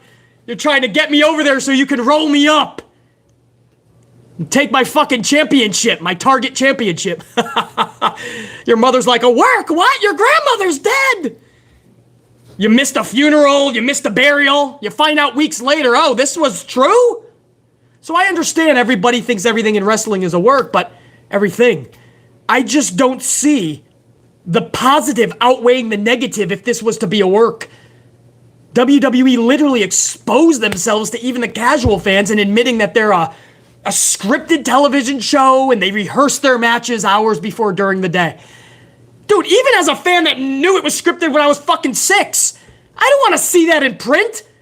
That they're rehearsing their matches throughout the day. I don't want to see it. So if this was to turn out to be a work, this is the worst work job I've ever seen imaginable. So Osea, at this point you gotta believe this is 100% true because nobody can be stupid enough to make this a work. Osea Weidman, much love and respect. Chauncey Tipton. Hold on, man. Let me pop in a new. Let me get another coffee started here too. If you guys don't mind, man, let me get a coffee going. Folgers. The best part of waking up is Folgers in your cup. Folgers. It's in your motherfucking cup. Yeah. Strength ultra amplified. Temperature ultra hot. 12 ounce, and let's pop out a new coffee, man. Chauncey Tipton. Haven't seen Chauncey up here in a minute, man. $4.99. Naomi is literally... Oh, no, hold on. We starting with a $49.99 banger, brah. Guys, show some fire emojis in the chat for Chauncey, please. That's a $49.99 fucking banger. That's a lot of pods of coffee. You can spin this thing and get fucking any kind. Starbucks, Folgers, Dunkin', you name it. Tim Hortons. Krispy Kreme. Chauncey Tipton, man, I appreciate that. Never needed, always appreciated. Yeah, thank you guys, man. Chauncey, I don't know if you're still up in the chat, bro, but thank you for that banger, dude. That's a lot of pods of coffee. Never needed. I'm gonna have the coffee regardless. But it's appreciated that you want to tip BC, man. I appreciate that, man. So hopefully, Chauncey, you're feeling that love up in the chat, dude. And Chauncey with that $49.99 banger says, screw WWE. They are two of the best women in pro wrestling. I'm standing with them regardless because the rumor is that Naomi was supposed to go against Bianca, Sasha versus Ronda. They weren't winning. What does that do for them or their titles? Chauncey, you left that super before I even brought that up, but I talked about that in the review earlier, just about maybe 20 minutes ago. I literally said that. Everybody that's going, well, Naomi's stupid. She was going to win the match last night and go on to the pay-per-view to go for the title. And then we heard that Sasha may have been going for Ronda's title. But guys, this isn't about a quick payday or one night in the sun. When you're as good as Sasha Banks and as athletically, I can fucking speak, gifted as Naomi, this isn't about one night of Vince giving you some prestige just because he has nothing else to do. So don't act like that was going to be for Naomi and Sasha anyway. That's just because Vince was out of options. So let's throw them, Naomi and Sasha. But after that, Chauncey Tipton is exactly correct. they would be right back into the irrelevant, obscure, non-existent tag division, where they're going to be booked as chumps. The only difference is now everybody is reminded they just went for the world titles, the individual women's titles, and they lost. So Sasha and Naomi wouldn't sniff those titles for another fucking year. So Chauncey,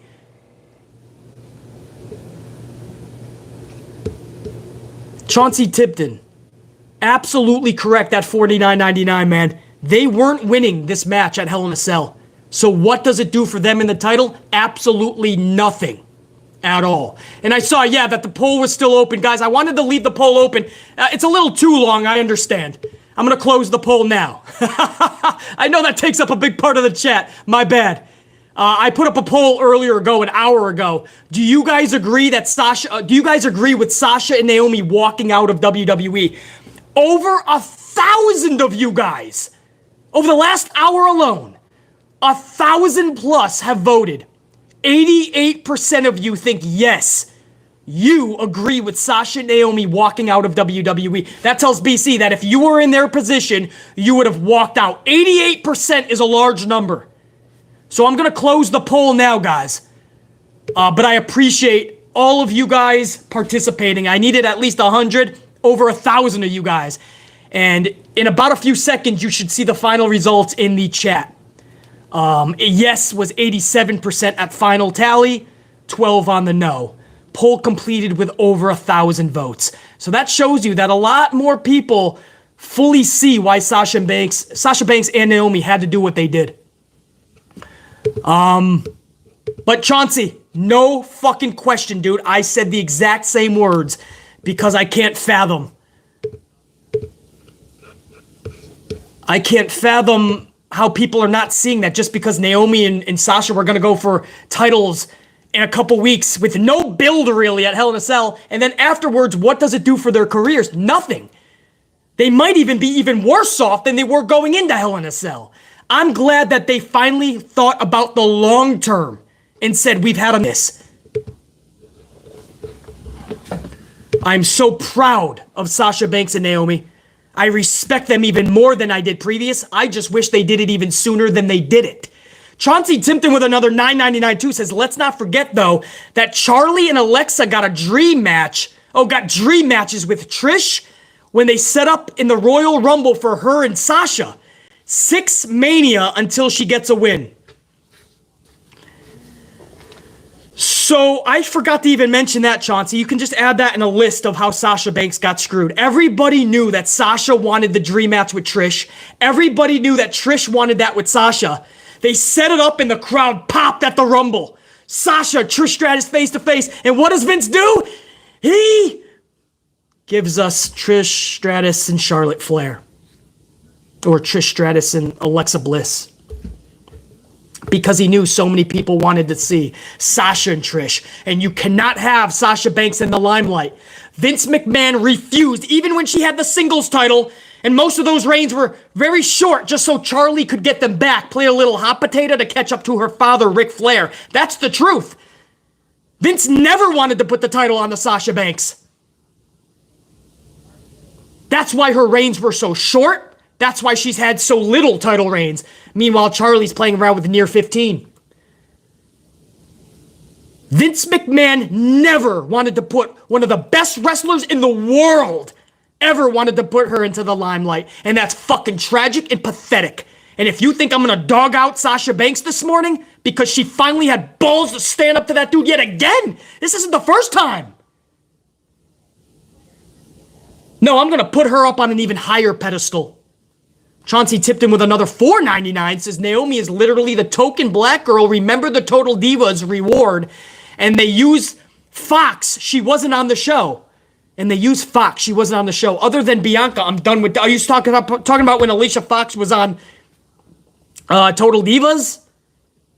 And then Naomi. Yeah,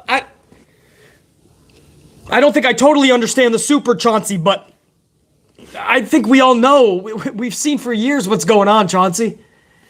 I'm at this point, if you're honestly not seeing what's happening or the agenda or the reasoning why people are not being used properly, Come on, dude.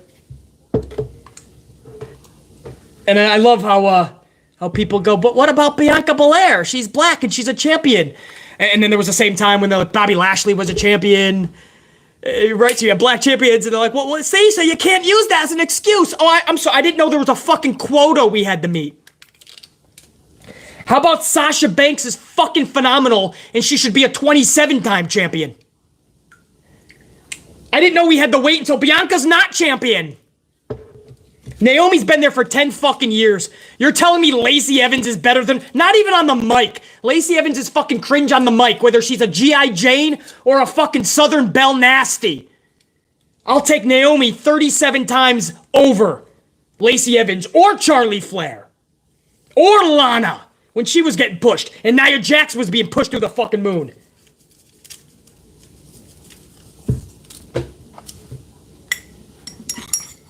Anyway, Chauncey Tipton, I agree with all your fucking points, bro. It's basically everything I said over the last 2 hours. And again, that $49.99, man, not needed, always appreciated. Much love and respect over to Chauncey. Let me give a proper salute to Chauncey Tipton and that fucking banger.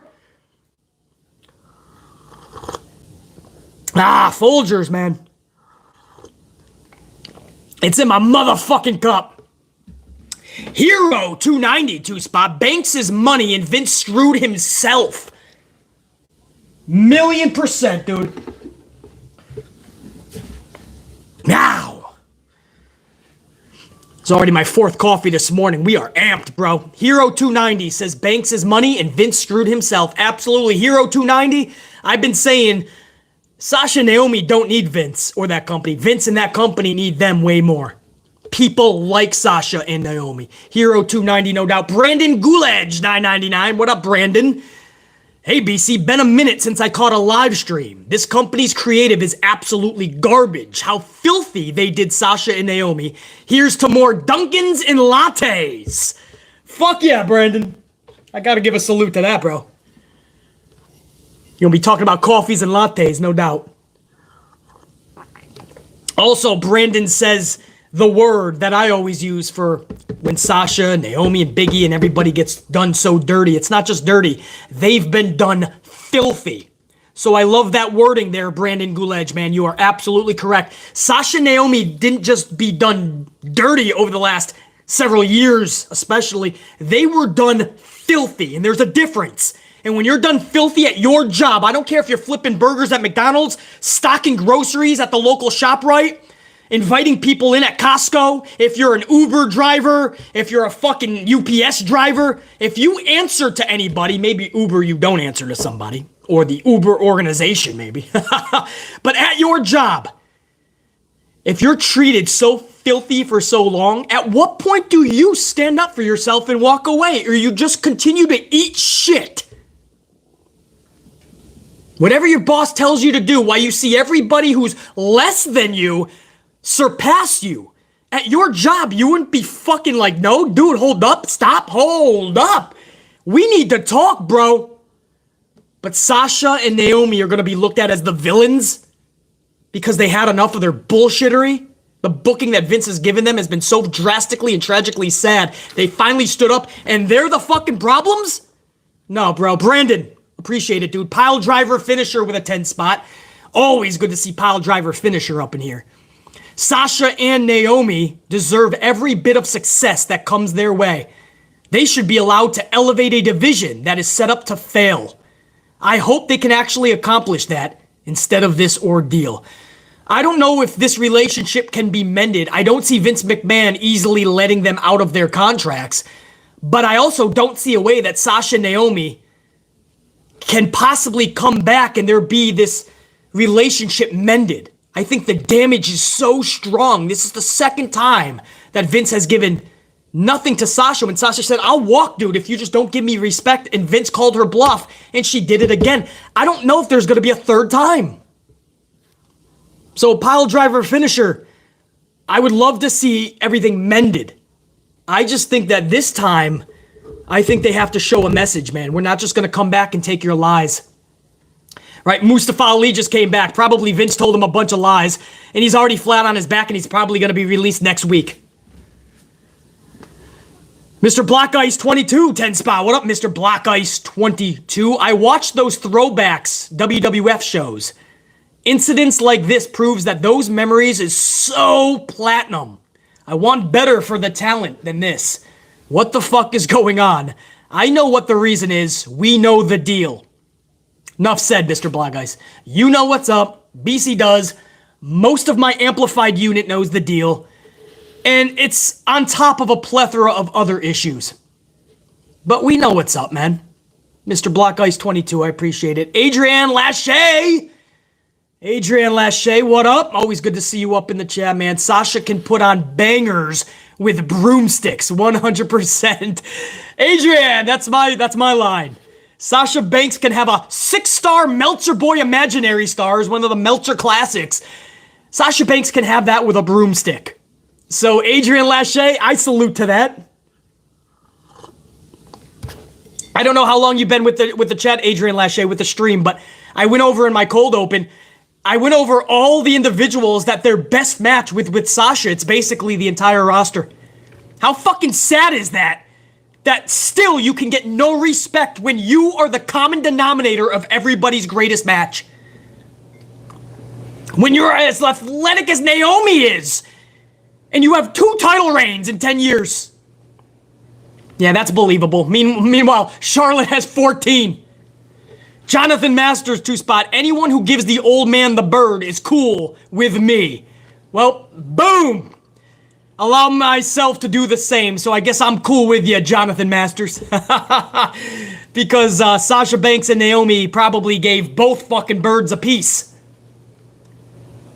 to the old bastard in Stamford, Connecticut yesterday, and I couldn't be more proud of them. DLK Games, 5 spot. I support Sasha and Naomi's decision to stand up for themselves. Always wanted to say thanks for being 100% real about AEW. So DLK Games, I agree with you, man. I stand up. I support Sasha and Naomi 1,000,000% on what they did and walking out on Vince. And as far as you always wanted to thank BC for being 100% real about AEW, I appreciate that, man. There's a lot of people that don't like to hear negativity or criticism about their brand, their company. And AEW is the same. Whenever I critique a Dynamite and it's not positive critique, I have a lot of AEW fans, just like WWE fans, that they get upset. I'm unsubscribing, BC, fuck you! And I'm like, well, you want the product to be better. Where are my words? There's no lies. I'm being real. I'm trying to tell Tony Khan what needs to be fixed or help him out a bit so it's better. There's no lies. I just don't sugarcoat it. So I appreciate it. DLK Games, it sounds like you're also an AEW fan, and you want a real critique. You don't want somebody who's just gonna feed you a bunch of shit because they're just a fan of the company. Well, you come to the right place. DLK Games, that really actually means a lot to BC. I appreciate those words. You're always gonna get the most authentic reviews from BC, man. I will never, ever sugarcoat or sell my soul to a company. I don't care if I'm working for the company. You're gonna get real. PB Sillapride, 199. What up, PB Sillapride?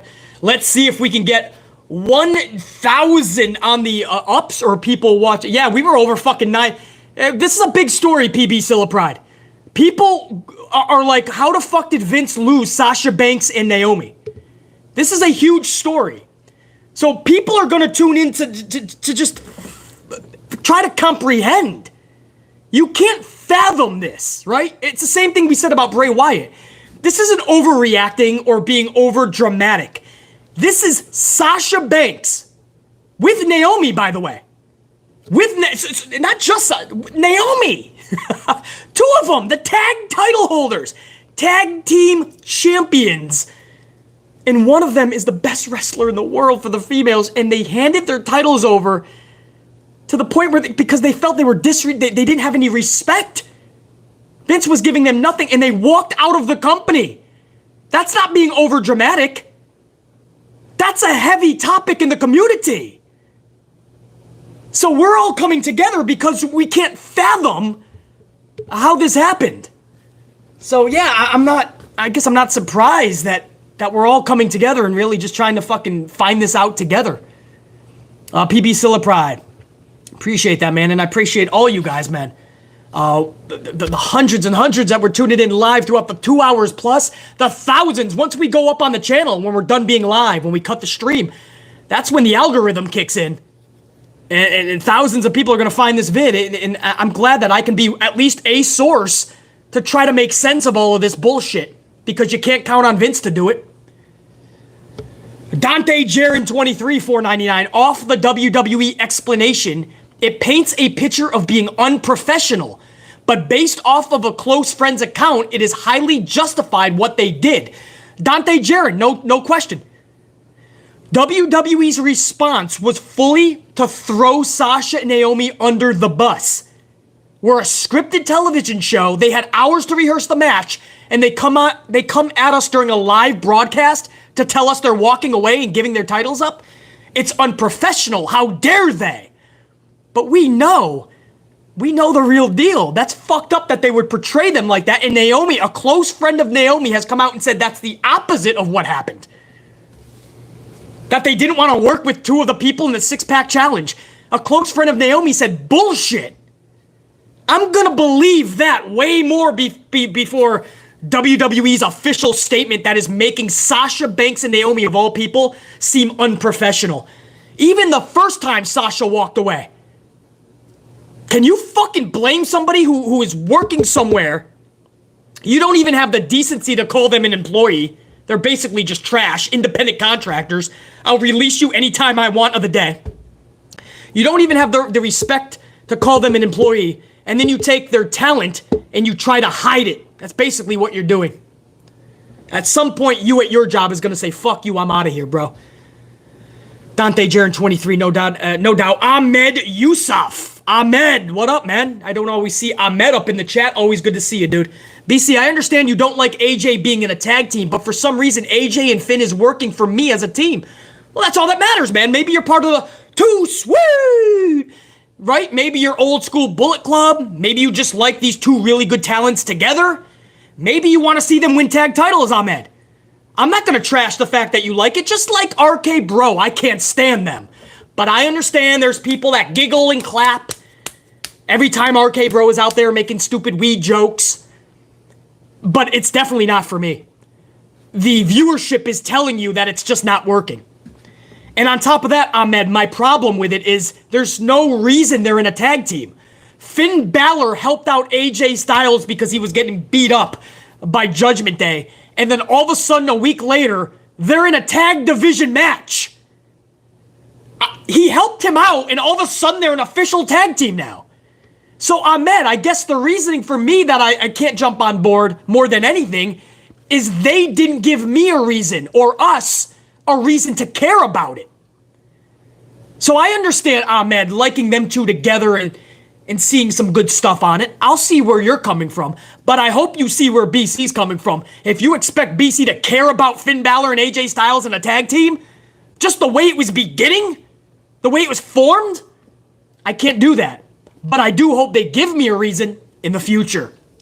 Ahmed, appreciate it, dude. PB Silipride with another $1.99. Lacey is special people, as in special ed. Well, if she's going along with what Vince is giving her, then they're in the same fucking boat. I honestly feel like everybody in this fucking company is on the short bus. Derek Fleming Jr., $1.99. Can I get the Ciampa, the Tool Man theme? Sasha?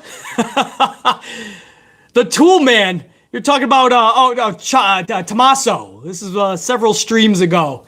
We talked about it's only a matter of time because Vince McMahon chopped down Ciampa's name from Tommaso Ciampa to just Ciampa. It's only a matter of time before he's Tom the Tool Man Ciampa. And his theme music is fucking construction sites. You have drills in the background. Zzz, zzz, that's Tommaso's fucking theme music. Because it's Vince McMahon. Why not take something that's working and fuck it up? So there you go, Derek Fleming Jr. There's the drill. Zzz, heading down the aisle, Tommaso, the Tool Man Ciampa. Zzz. Or no, we cut his name in half, so it's just Tool Man Ciampa, I guess. The cousin of Tim the Tool Man Taylor. Derek Fleming Jr. Good to see you up in here, man. That's the whole first round, guys, unless there was another round of supers. Let me see. me try to get a, oh, shit. Oh, there was a bunch more. Okay. All right, well, I'll shoot the shit a little bit more with you guys, man. Wow, you guys showed up big today, dude. We're about to hit 700 on the ups live. So, guys, make that possible, man. Let's see that live hit over 700 as we catapult toward 1,000 on the likes, man. That's awesome. So I appreciate that, man. And I want to give a shout out to Darian Romero with a 1999, several fucking Starbucks and even more Dunkins. Darian Romero, dude. Thank you, bro. I was at the show last night, and when I say Sasha Naomi was pissed, they usually stop to talk to the fans. They went straight to the car. It was heartbreaking because they both deserve so much better. Oh, Darian, no doubt, dude. Darian was there yesterday, saw them either coming into the arena or leaving, but he saw them hitting their cars. Yeah, Sasha always stops for the fans. Naomi always smiling for the photos, dude. And I heard that they were, it was not good. So Darian Romero with a first-hand account. Appreciate that, dude. I always love hearing what's happening at the actual arena. Some inside scoops. Yeah, Darian Romero. When you're fucked around for so many years, you can only take so much before you finally say enough. I could not be more happier and prouder of Sasha Banks and Naomi. Ashley Steggles with another 179 says, I'm close to 5 years of amplification. Red team, go! Almost 5 years as a subscriber. That's basically the whole time as the channel, man. We started in 2016, but WWE didn't like some of the stuff we were doing, so we kind of got sidelined. We came back strong in 2017. It's 2022 now, so just over 5 years. You're basically been a unit member the whole time, Ashley Steggles. So I'll give that a massive salute. And VC Stallion's up in here with a 199. What up, VC Stallion? If MJF is working anyone, it's Khan for more money. Yeah, no doubt.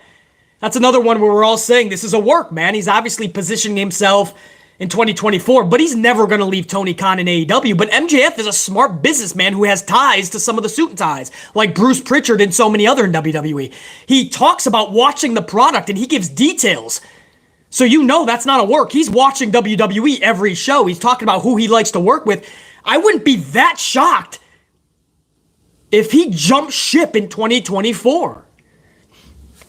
I mean, we know that Tony Khan had to talk to him once, and he got better for a few weeks, and then he seems like he's just like, no, I'm done with that.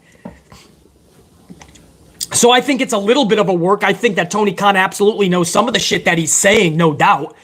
But if you think that MJF doesn't go into business for himself a lot of the times, then you don't know MJF, and that's why I'm so high on MJF. That's why MJF is one of my favorite dudes in the industry today, because he lives his gimmick. I mean, guys, there's a social media post that he put out. Several people told me about this. It was great. This young fan made this like picture of MJF. It took 5 hours for her to make. Put it in a glass little fucking frame. Presented it at an autograph session. MJF looks at it like he's gonna be like, "Oh, thank you." He looks up at the little girl and he says, "How long did this take to make?" She says, 5 hours. He takes a marker and he starts destroying it. Thankfully, it was in a glass fucking frame. He starts writing, scribbling on it, and tosses it aside. And the poor girl's like, "Oh, thank you." And I guess later on, this fan said, what'd you say? MJF gave her something if he can call her a stupid bitch or something. Now you're thinking, this is awful to do the young fans. But MJF is living that fucking character. He wants you to boo the fuck out of him when he comes through the curtain every Wednesday night. I cannot be more high on somebody like MJF because it's somebody like MJF that we need in this industry. There's not enough people like MJF.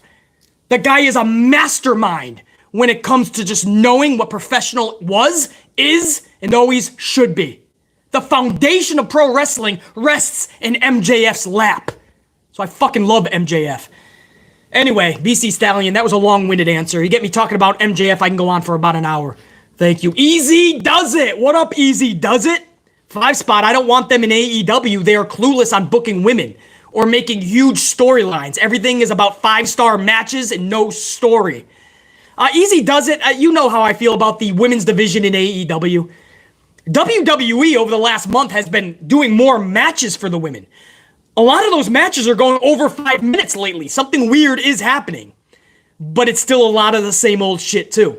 So in AEW for the women, we were hoping for a little better. I'm not seeing better. I'm seeing one women's match every Wednesday night, usually around 5 minutes, if not less. Once in a while, we'll have like a lights out match in the main event. And then it's 2 months of irrelevancy. Their champion, Thunder Rosa, is one match in the 2 months she's had the title. That was a Battle of the Belts with Nyla Rose, a fucking horrific match. So Easy does it. I agree with you. Somebody like Sasha Banks could put the women's division on her shoulders, especially with somebody like Britt Baker there. But I don't know if Tony would... do we want the women's division established before Sasha gets there? Or if Sasha was to ever go to AEW, is she going to be the one to have to be the catalyst to ignite that fire under Tony Khan's ass and finally make the women's division legit? Maybe Sasha is the missing puzzle piece. But I just don't know how she would fit there, man. I haven't seen Tony Khan book the women properly yet. He has his moments, but he doesn't fully commit to them. And I think he sees the ratings and sees that there's a disconnect between especially AEW fans and women's wrestling. So he doesn't want to oversaturate it and get even lower ratings. But at some point, he's going to have to bolster that roster so that he can commit. Otherwise, that disconnect is forever going to be there. Again, that's a long-winded answer. BC's had a lot of coffee and we're rocking. Easy does it. I appreciate it. Scooter McGee up in this bitch. Just took off with Riddle's scooter. Good. Make him fucking chase it so he's not on Raw next week. Scooter McGee says, I know you and I hate the "you deserve it" chant, but Sasha does deserve better. Always in a tag team instead of a top single star. Happy that she said check you to VKM. Absolutely. And Scooter McGee, I would have said check you to VKM a long time ago. So you know I'm thrilled to see them finally stand up for themselves. As far as "you deserve it," yeah, that's one of my chants that I can't stand. I can't stand the "this is awesome, you deserve it." I can't stand all that shit. But with somebody like Sasha Banks, she beyond deserves so much more in that fucking company. And it's not even disrespect or shade to Ashley Flair, the person that plays the Charlotte Flair character. It's just herself tuned up a little bit. It's not even shade to Charlie Flair. It's cringeworthy. It is gut-wrenching to see Charlotte get so mmany main events, so many titles, the posters. She's going to be with Roman for the ads, the big ad, what do you call them, the fucking conferences that they're going to have for advertisers. Charlotte's going to be there with Roman as the top faces of WWE, and yet Sasha has never been in that fucking role. It is gut-wrenching to see this year after year, month after month, week after week. Scooter McGee, I could not agree more. Thank you, brother. Chris Murray, 10 spot. I remember BC during the lockdown, and he was sarcastically laughing so much and said, fake it, fake it, fake it. Red team, go. More laughing. Then gather around, class. Ladies walking remind me. Oh, so the lockdown, I was off the wall because we were locked down. So I was screaming fucking crazy shit. We gained a lot of subscribers during the lockdown though, man. The crazier BC was, people were like, this dude's nuts, but I like him. So Chris Murray, I appreciate the words, man. I'm glad you were down for a few years now. Hopefully you're still enjoying the content. Carlos Ray with a 20 banger. First off, it's good to see Carlos up in here, man. Hopefully all is well, Carlos. You know what we're talking about. Hopefully health-wise and everything's good, dude. Carlos says, thanks for this fact-filled stream, BC. Totally appreciated. Lots of respect for Sasha, Naomi, and you as well. Salute to you and the unit. Carlos, I appreciate the words, dude. And I hope you understand that love and respect is going right back to you, my man. To Carlos Ray, big salute. I don't know how much of the stream you caught, Carlos. It sounds like you caught a good majority of it. So it's just good to see you up in the chat. And again, I hope everything is good, Carlos. That 20 spot is never needed. It's appreciated. I thank you for the coffees. But it's just good to see you up in the chat, Carlos. Derek Fleming Jr. 199 says, I'll never forgive Vince for dropping the N-bomb. Yeah. Oh, you remember that. I'm sure he wants you to forget that shit, Derek Fleming Jr. He wants you to fucking put that in the past with the WWF logo. Guys, we just went over 700 on the ups as well. We're going toward 800 live. So I want to send another big salute, man. We keep surpassing these little fucking milestones as we head toward 1,000. We're headed toward 800 on the ups on your way in or out. It helps the algorithm. I appreciate the fuck out of you guys, man. That was another round of supers. I think I got everybody. No, there was more. Hold on, guys. Chauncey Tipton with another $4.99 says, let's rephrase your very first video about Naomi when they didn't put her in on the billboard, but they put Alicia Fox, who wasn't on the show. Oh, and you think they would fucking realize that, right? But they were just like, oh, well, it's still a black girl. Who cares, right? Is what they were hoping you would think, or not think at all, because Vince doesn't give a fuck. The marketing couldn't tell Naomi from Alicia Fox? How stupid you gotta be? How ignorant do you gotta be that is not Naomi? Her name's Alicia Fox. They actually look nothing alike. But as long as Vince had a black girl on the billboard, the poster for Brooklyn or one of his big cities, then he's registering to the black market. We can sell some tickets. Chauncey Tipton, 1,000,000%. You said it, dude. And you're 1,000,000% correct. Pimp Jesus. Pimp Jesus with a 2-spot just made it, but we'll watch the stream over. I'm glad you caught it. Go back, though, because we had an electric, amplified, over 40-minute cold open. Pimp Jesus. Over 40 minutes. We banged out talking fact after fact on a lot of coffee about Sasha Naomi, how BC truly feels about it. So, Pimp Jesus, thanks for stopping in, smashing that up. But go back and watch the stream from the beginning because, damn, this is one you don't want to miss, Pimp Jesus. Good to see you up in here. Brianna! What up, Brianna? In the case of Bray Wyatt, do you think perhaps they allowed him to get as big as he did just to serve him up as chum to bigger fish? Salute, BC. Brianna, first of all, much love and respect. Good to have you up in here. I absolutely believe that because that's what happened, Brianna. Vince allowed The Fiend to reach a certain level because with or without Vince, he was larger than life. Bray was going to reach success with Vince's blessing or not. So Vince had no choice but to give him the airtime because he saw the ratings going up and he saw, or at least his segments, and he saw the merchandise flying off the shelf. He saw the captivation from the audience. But when it mattered most, he wanted to put other people over because he never quite believed in Wyndham Rotunda the way he should have. And Vince just screwed himself and his own company over.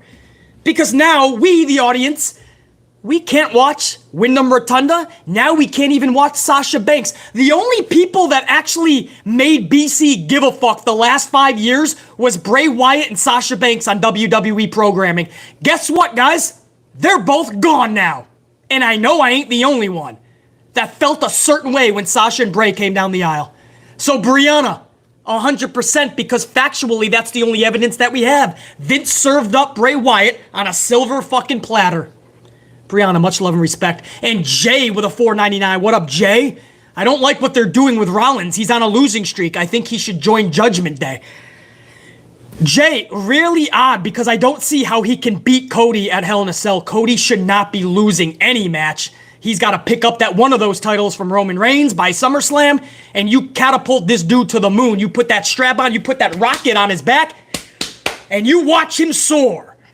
So that means, Jay, you're exactly right. Rollins has to lose 3 matches in a row to the same dude? That's great for Cody.